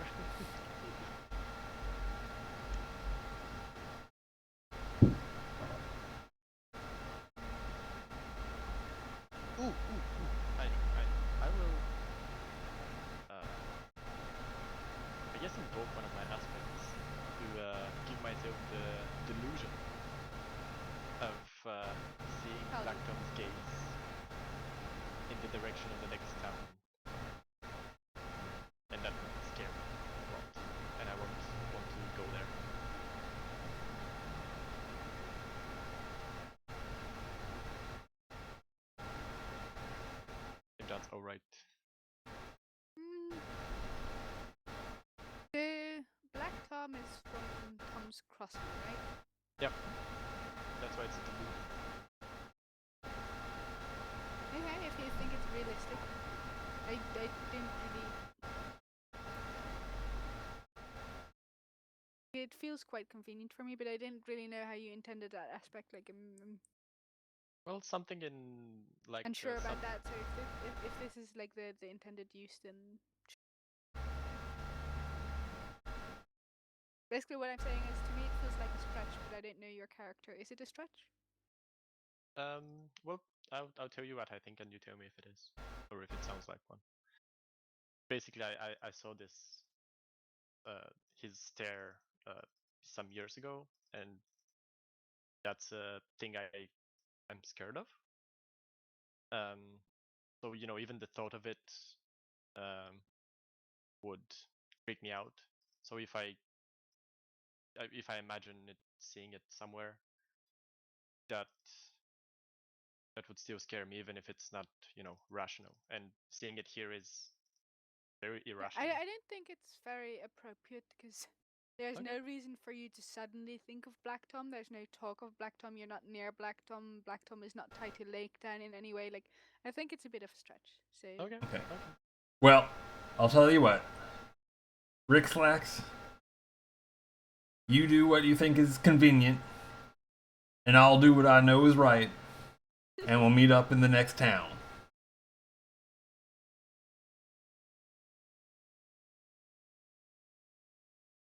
I guess. Alrighty then. And I guess I'll give you a ride down from the tracks too, both of you, and go back up and start making my way to intercept the next train so that nobody gets hurt. okay. Are you guys okay with me fast forward through this? Sure. I really like the idea of using time as a fluid thing, and not as a we move from moment to moment, but just move from interesting moment to interesting. Certainly. So what happens is you travel several hours along the train tracks, and eventually you come across a train, and the driver is very confused. You try to explain it to him, and eventually he stops the train, and then there's a trouble with the next train that needs to be stopped as well, and you manage to get your hands on a warden who can telepathically communicate the whole problem between. Oh, so the next train can't like carefully push the rest of the cars in? No, it's like the front is simply not designed to do that. It's not strong enough, and it might even derail the train in front of it and things like that. So it's really not a good idea. Okay. But eventually you find a warden who can ethically communicate, and the whole mess gets sorted out. But hundreds of passengers are late to their meetings, and there's people complaining about the train company, and this your whole trip there gets delayed by a day or two at least, in the time that it takes to sort everything out. And the other buttons are quite mixed, specifically his face. The guy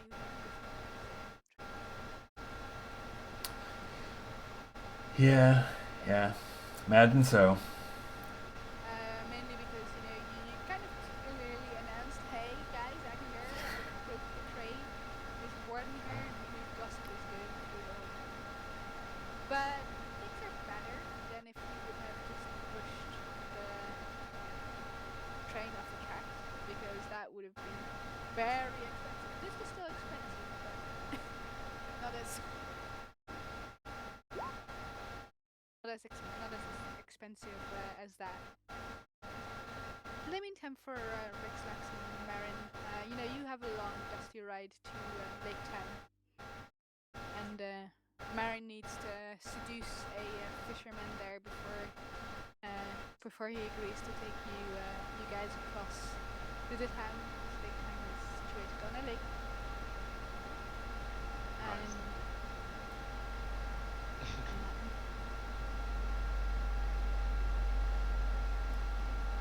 you know. You do have some time out of the way.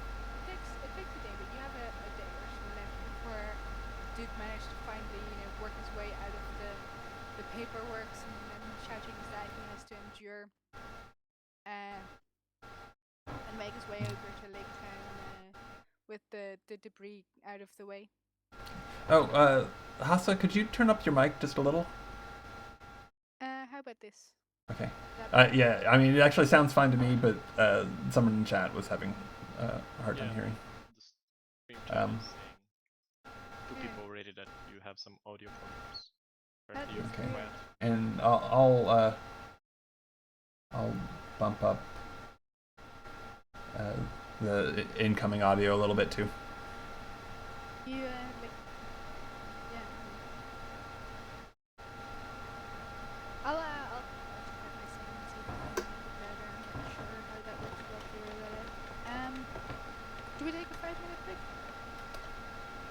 Okay, this was And in the meantime, Marin and Rixlax, think about what you do with your day of extra time.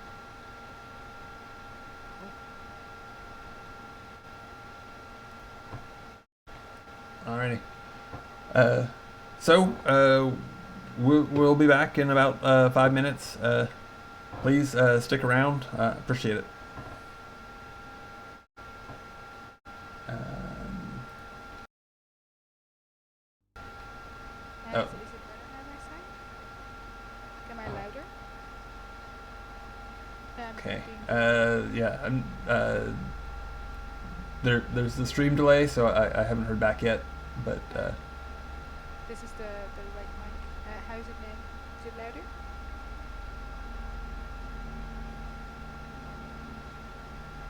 yeah, it sounds a little bit better to me.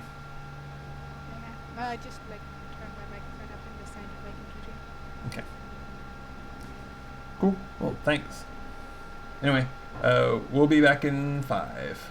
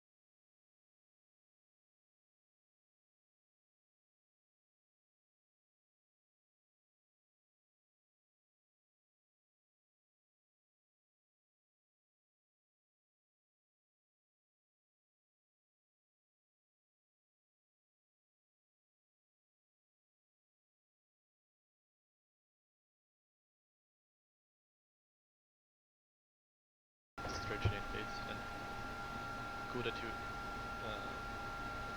called me on it. Oh.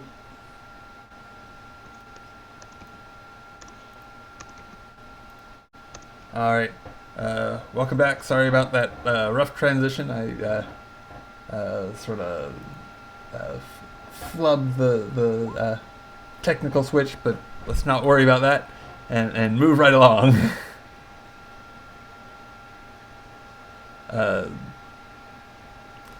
So the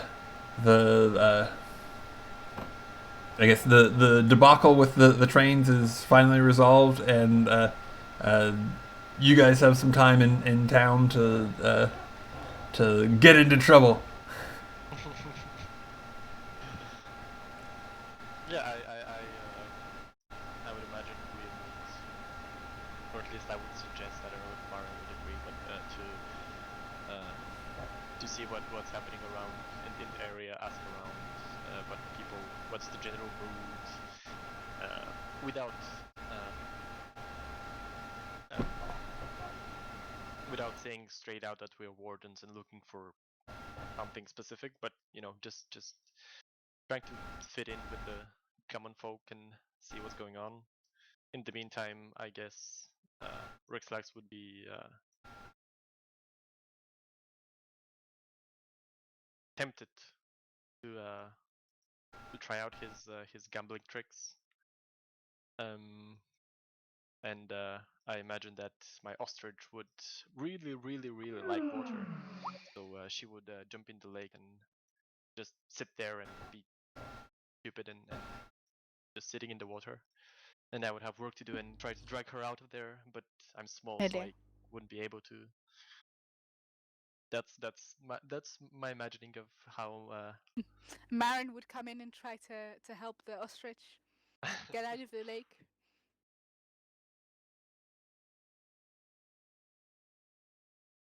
Yeah, but the way Marin helps, that's bestiality. That ain't right. Sorry. I'm pretty sure Marin's power only works on humanoids. Or does it? I have no idea. I haven't even thought about that. That's probably good.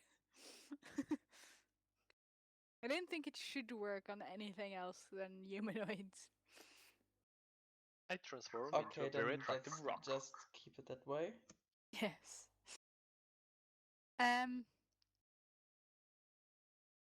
Sapient beings.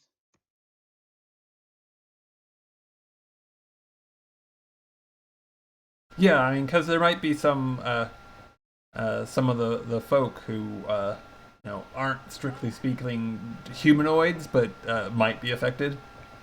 I mean, the thing with Marin is she turns into something that they are attracted to, but she only seems to be that. So even if there was a sapient giant sea snake, it's still like it wouldn't be very like what does her power do then? Make It her would look like be a a giant sea challenge. snake? And then she's a fake sea snake, so does the water behave or seems to behave like it's like there's a giant snake in it, like there's the waves move? It all seems like it'd be Well, like if you want to do it, of course, you can go ahead and do it, enjoy yourself, but it seems like thematically it doesn't fit what Marin is to me. I don't know, because I mean You're Marin. seems to me that the it would manifest as a sort of a hallucination rather than like a physical image. Yeah. So yeah, sea snake in the water would just fill in as the as that sentient sea snake expects. It's up to you, Marin. I think there are enough challenges in a scenario like that anyway, so I think it's not practical, but why not? Okay.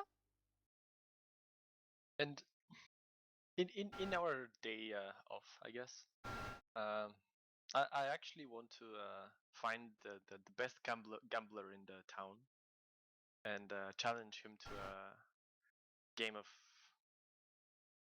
I don't know, something dice, and see how that goes. And Okay.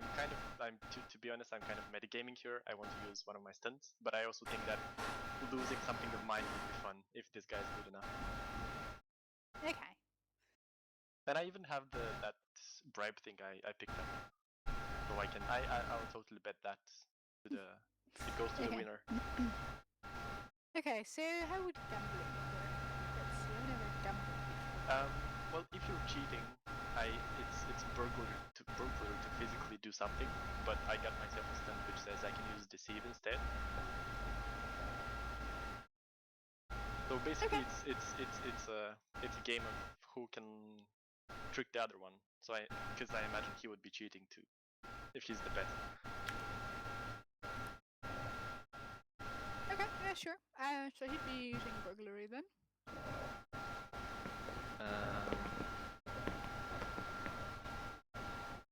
Bam. Oh my! Oh! You really get into this game, you know, you're like a man, you know, this first he takes your gem, but then, you know, you're like, I can win this back, I can do this, no problem. So what is the second thing you bet? Wait. I come out of nowhere and create an advantage. It doesn't matter, you rolled 4 minuses. Like, Yeah, whenever you roll 4 minuses, bad stuff happens. Let me just see if I can reroll this. Or maybe the 4 minuses means I can't. I don't know. You tell sure. me. If you re-roll it, you can counter the 4 minuses. I mean, it'd be cheating, but...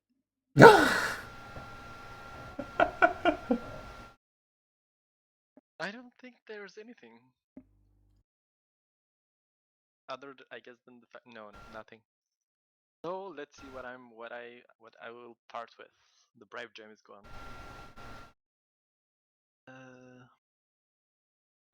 Could be fun to lose my cobalt star.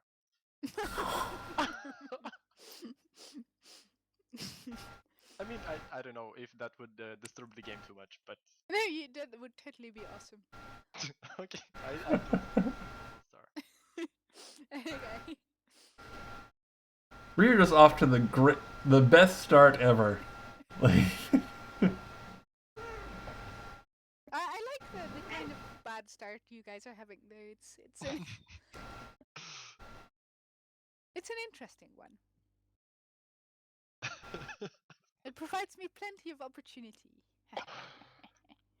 That was one in how much? In 1 in 81. I think like you have a 2% chance of No, rolling. it's less than that. 1 in 81, which means Okay. 1.2% or something. Okay. Very little, at least. It Yeah. happens, but it doesn't happen very. It happened 2 times this session. Yeah. yeah. So what's this guy's name? Yeah, we should give him a name, shouldn't we? Actually, this wasn't a guy. This wasn't a guy. This was a very pretty female. Her name was Temperance. Nice. Yeah, that should have given you a hint.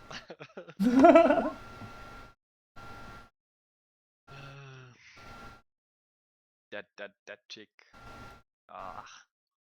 She'll get what's coming for her.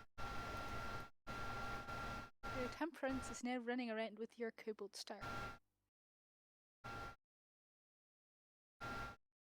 I totally left with my what's the word? You know, ashamed with my gaze Head at hanging. the floor. Yeah. But I'll get her. I'll get her back. Do you tell Marin and Duke about this? Well, I'm pretty ashamed of myself, so probably not. Okay, so you just go on pretending like you have your cobalt star. Yeah. Wait, I can't. Can I use my aspect that I can pop out of nowhere? Sure. You could know it because of what is the specific one? Hold on. Let's see. What are the specifics of it? Your stunt.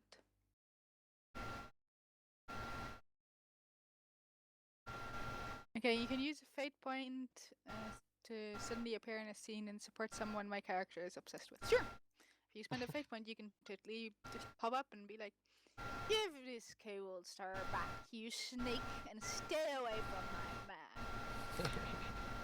Or something of the like. Actually, I tried to come in the game, but well, I wasn't allowed to.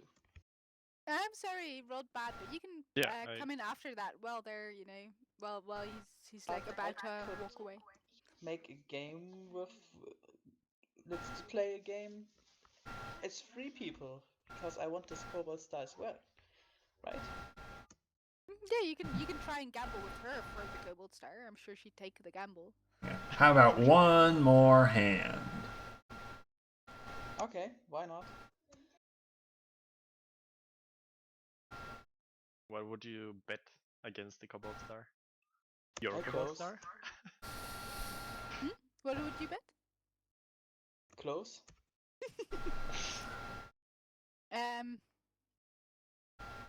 Now, ma'am, she says, and looks up and down.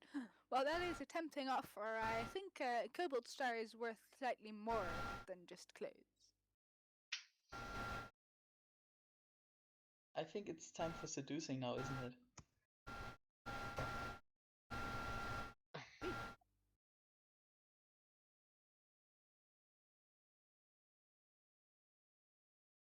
I'm sure this girl or woman has the aspect of I know when to stop.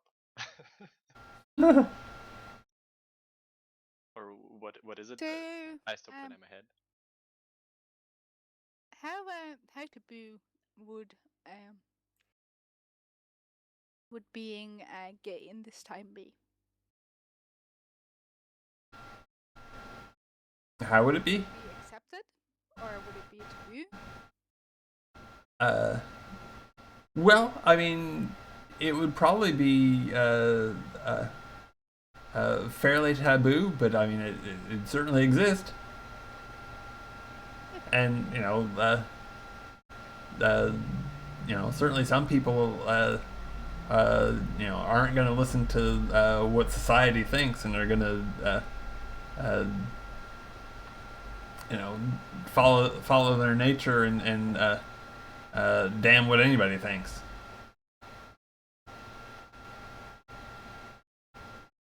Okay, so you're trying to seduce. Saying what?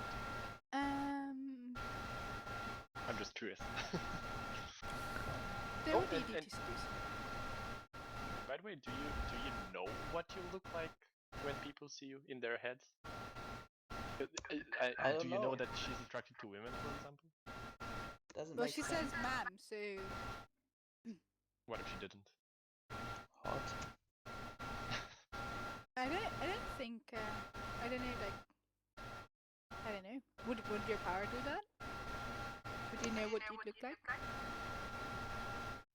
I have no idea. That's But it's your power.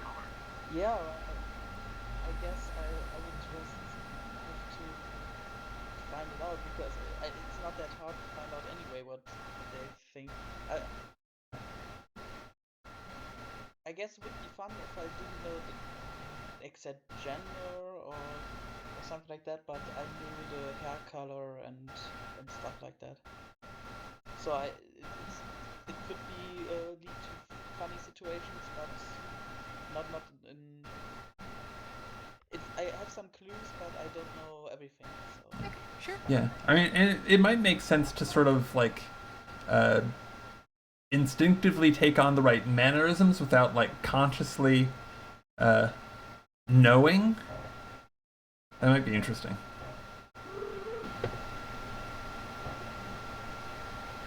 Sure. But it's your character. I'm just throwing that out there as what I think might be interesting, but it's totally up to you. Let's just go with that, I guess. So you know it somewhere locked away in your mind, but you're not conscious of it. Yeah.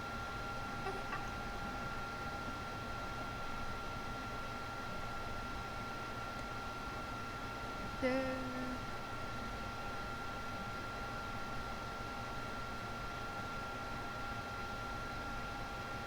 Does it work? well, what do you do? What do you say to it? Are you sure about that?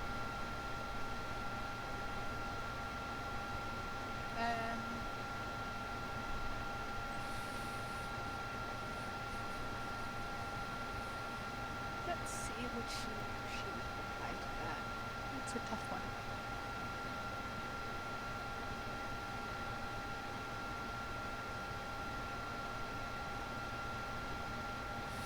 Gonna roll a d10. Yeah, maybe those clothes would be a little bit more valuable if they were handed over privately. Another 14.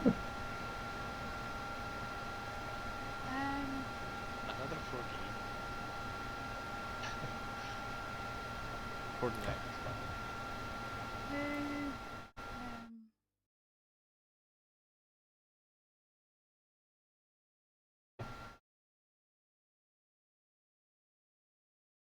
She says, how about this?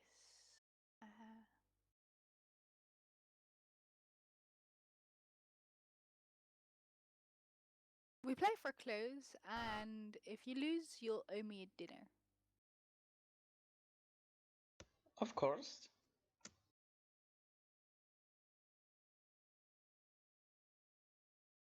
That's fine.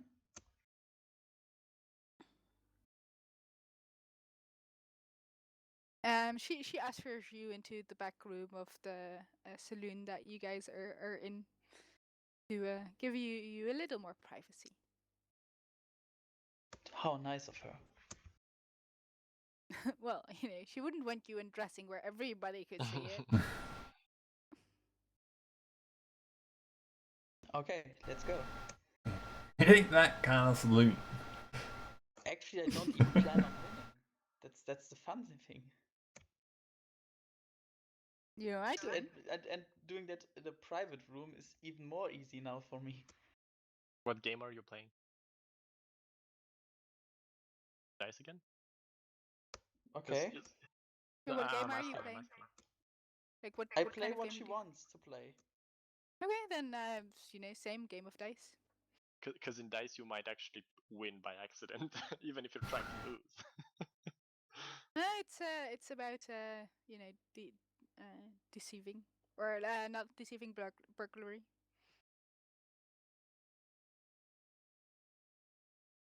But of course, you can roll burglary to try and give yourself a bad hand, or like If you mean. tip the dice in her favor, like kick it when it's almost about to fall to the sixth, kick the table. I mean, I do have burglary and I do have tools for that. But what's the point in using it?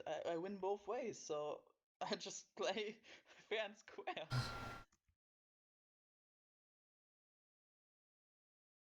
Well, I mean, you could either use your burglary or just roll a d100 to see what happens. Gambling, honestly, is just no fun.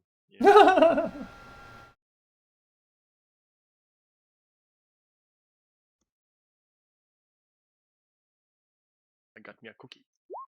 You mean it's skillless? Playing fair? Right? It's skillless to play fair. Yeah. Well, I mean, rolling dice. Anybody can roll dice. Look here, I can pick up a dice and roll it. It doesn't require any skill. So can you roll that again? Because I haven't decided what is who wins at which number. So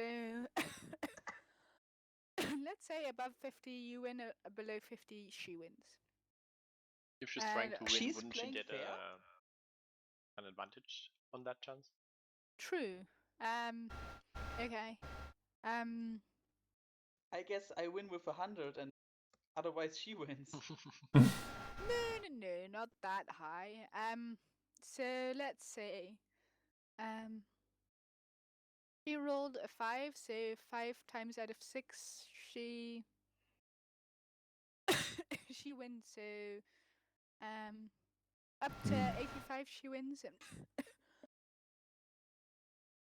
above that, you win. I mean, you can't fully control dice. Like, you can weight them and whatever, but they're still. Yeah. Okay, sure. So, she in Dutch that would sound awesome. Like undressing somebody in Dutch is like robbing them blind, basically. What robbing them blind is in English. So she undresses you, literally, um, and she says, "Better luck next time. You owe me a dinner now." Let's think about that. We can play another round about that dinner, and if you win, you can do everything you like to me, and if I win, I'll get everything back. Yeah, she frowns at you, and then you looks like she has this idea, and she says, "Okay, sure." So And one. if you're trying to lose again, it's in the same odds.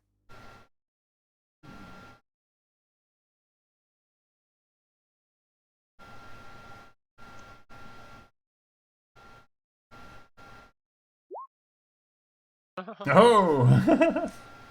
So you beat her. That's unfortunate. You see her look a little grim, and she says, she hands you the cobalt star and the gem back, and she says, with a nasty voice, "Don't ever take me for that kind of girl again." And just stalks away. She probably thinks I did deceive her now. I don't know. That I beat her at her You can own try game. and read her using your empathy to see if you can get any meaning from that more than what she said.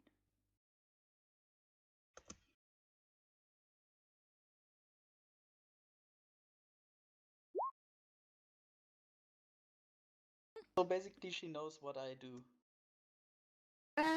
So no, she doesn't. Well, I mean, she might, but not relevant. Okay. She's just offended that you basically thought she was the kind of type that would have sex with people on their first date. You know, that kind of thing. So she was when you saw her like look like Fran when you offered like you can do anything to me. She kind of was like offended by what you said. You know, she's not that kind of girl. Basically, she was going I to wouldn't punch you. force her to do it.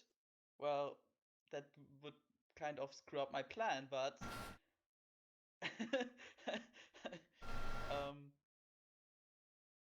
I wouldn't force her, so that mean anything doesn't mean I could. Whatever. Whatever she wants, not because I want. So Women are complicated, right? I guess. So anyway, I'll come back out with my clothes attached again and with my With your new cobalt star,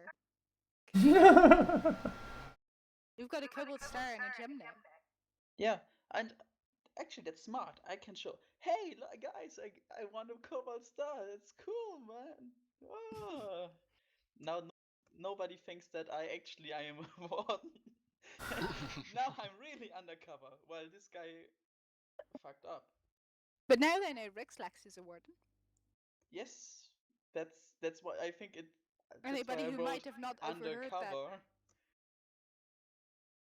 But Anybody who might have not heard that he lost his global star would know it now. yep. Oh well. What would it take to bribe all the people in there to not say that I'm a warden? It would take a great resources. Somebody with great resources could just bribe everybody in the pub and just buy them outright. Yeah, I'll stand up and give this about. I mean, we all have our baggage, and that's that. What if I'm a warden? You know, I'm here. I'm having fun tonight, and I'm sure I can convince them with a couple or a dozen or more drinks to to let me go in and do my job however I see fit. And I'll yell at the innkeeper to start pouring and not stop the whole night. Yeah, whether or not they're. Come on! I will do this. There's got to be some aspect that plays here. I have an aspect which says being nice is an investment, and I'm sure this would being nice here would help me my Certainly. future errands. Certainly, it is. So, this one fellow claps you on the shoulder and says, "Don't worry, we won't hold it against you. You know that you're a warden." Oh, thanks, pal. Cheers. And everybody drinks, and they drink away their memories of you as you leave the pub or the saloon. I Yeah, wait outside when nobody's looking. I'm with the kobolds. Look, I got it for you back. Don't I deserve a little acknowledgement for that? Huh? Well, I can't deny that. Good job, and I owe you one, and that means a lot coming from me. Without Not the what wink. I was hoping to hear, but oh well. So do I get it back? Yes, you get everything back. Except your dignity, of course. Yeah.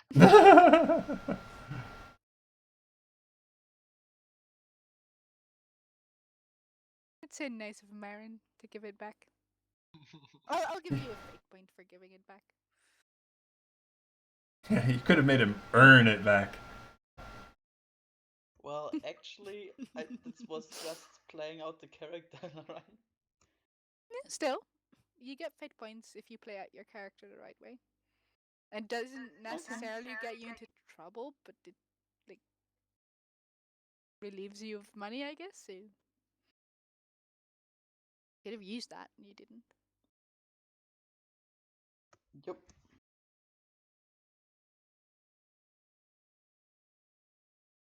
So do you guys tell any of this to Duke when you arrive, or is there like, yeah, no, nothing happened. It was just boring.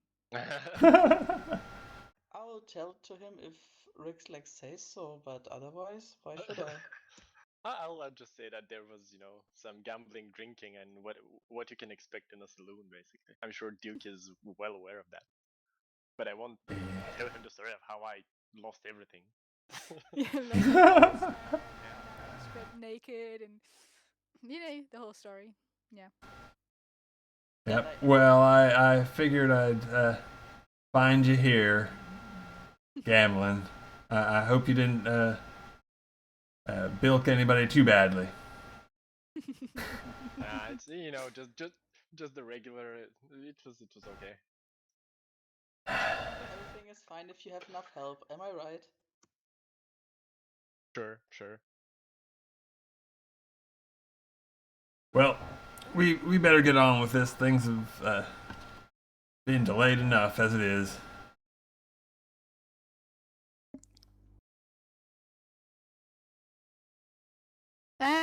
So they've arranged your travel with a new caravan since the other one already left. There's no hiding your identity anymore, Duke. So you're just a warden who's protecting the caravan specifically, rather than a person. Fair enough. Marin. Yeah, it may cause some static with the higher ups, but I wasn't too keen on all this Pretending. This pretending and playing things all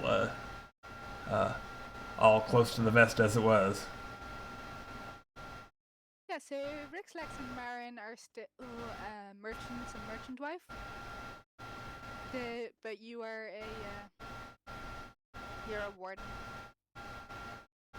who's protecting the caravan that they're also traveling in with their wares.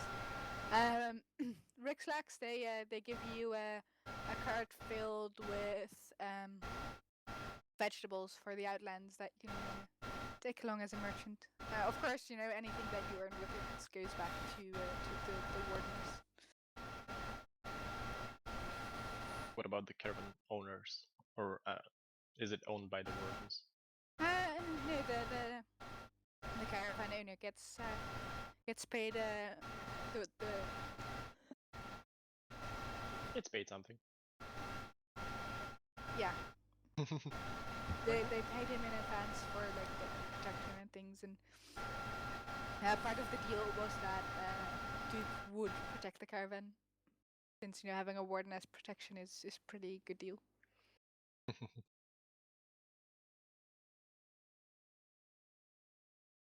And so we were supposed to head to a nearby town/village thing? Yeah. It's a little ways up still, but there's no sky rail here, so you need to head up to the outlands, close to the edge of the folklands even, and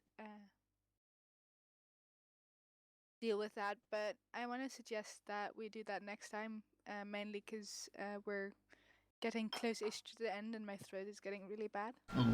Yeah, Sorry. I was suggesting the same thing because I'm pretty tired now because I have to split my attention to 3 places at the same time. And 5 people, or 4 people and a dog. The dog is a person too.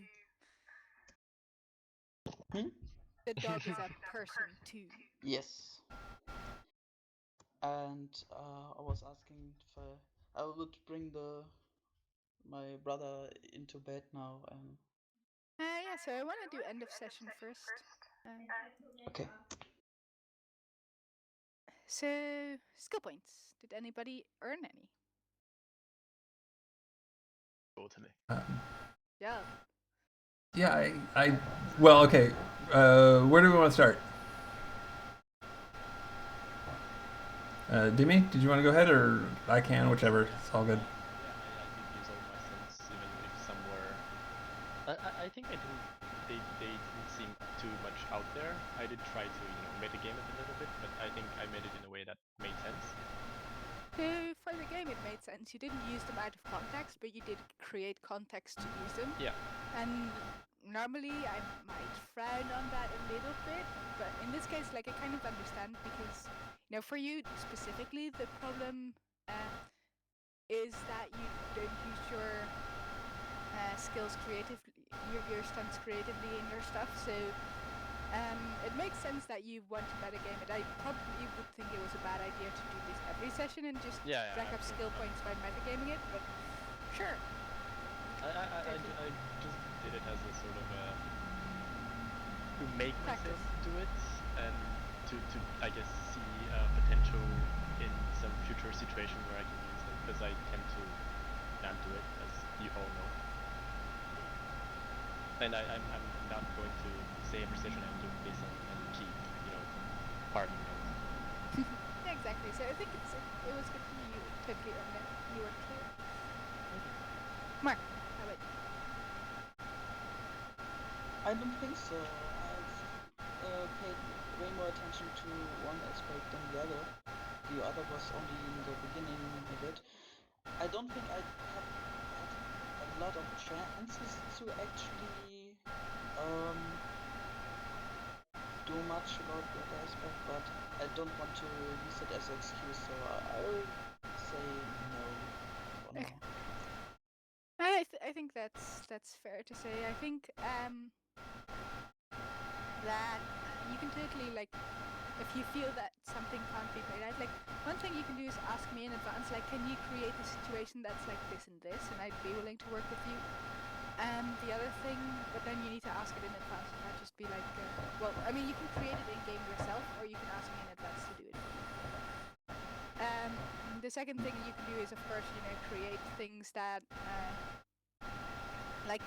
Set a different goal for yourself next time if you think it's something that's just very hard to achieve, like both of them. Like maybe this time you played this one, and next time you want to play the other one. That's like up to you how you phrase that, of course, if you feel like. But yeah, I think it's. I agree with you basically. Yeah. I think going forward, something to keep in mind that none of us has done is rather than using fate points to manipulate die rolls.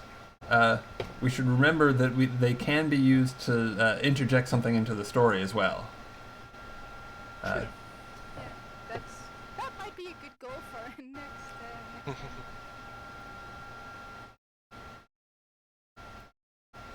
time. So, okay, I think I hit on all of them. Let me see. So I've got True Blue Paragon of the Queen's Wardens. Yeah. 2 matcha to break back down from a challenge. And certainly, even though it meant breaking cover, I stepped up in front of the bandits rather than letting the others resolve the situation when they pretty much had it in hand. Might doesn't make right. And I didn't haul off and hit those guys right away.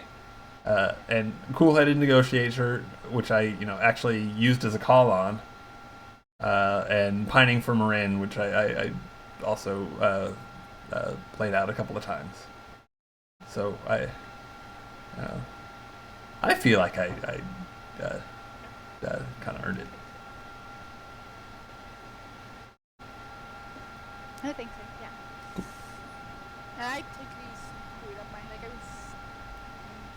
I tried, and then I forgot it again. And then Dimi reminded me, like, the camera. Like, then I looked at the camera for 2 seconds, and then I started looking like down again, and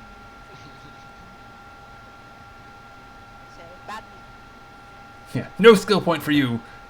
Yes. Although, I'd probably give it to you. Anyway.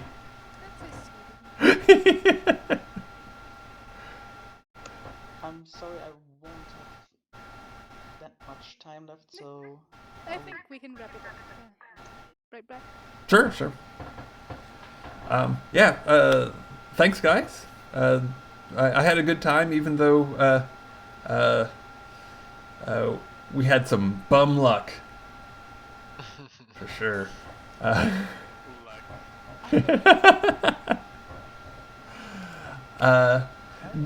Does anybody have like a shout out, anything they want to mention for posterity or or whatnot? Or alrighty. Who's hosting us? Yes. Thanks again, Henley. That is very much appreciated. Very cool. On our way to getting famous. One day. rule the world. Who knows? Well, Where this I will mean, be. the way things are going with you guys, I wouldn't let you rule anything. I see what you did with my previous campaign or adventure, I guess. Oh, we only broke the world a lot. I think you behaved pretty fair during Secret of Cats. So if you were cats, I'd totally let you rule.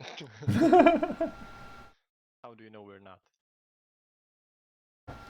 Well, let's just Yeah. put it like that. If you change something, you won't know if it's better, but something has to change if it should get better. So Yeah. And I'm just fur challenged. Maybe. Wow. Are you tail challenged as well? Well, I think I think I'll just say no. My tail's just fine, but it's not as dirty as it sounds. we will Sorry. claws and teeth to make your campaigns more chaotic. Don't worry. I'm kind of. I think it's. I honestly think it's really cool that you guys just tend to create such a mess. What player characters do, right? It's our job. Okay, well, thanks again, everyone. If you enjoyed this broadcast and are interested in checking out any more, please do hit follow so you'll know when I go live. And I've got, there's some VODs up. I do have some archives up on YouTube. There's a link from the Twitch page. Like the full Secrets of Cats campaign is up there. In terms of stuff that's coming up, I think that there isn't anything till Saturday. Just a moment, let me refresh my memory.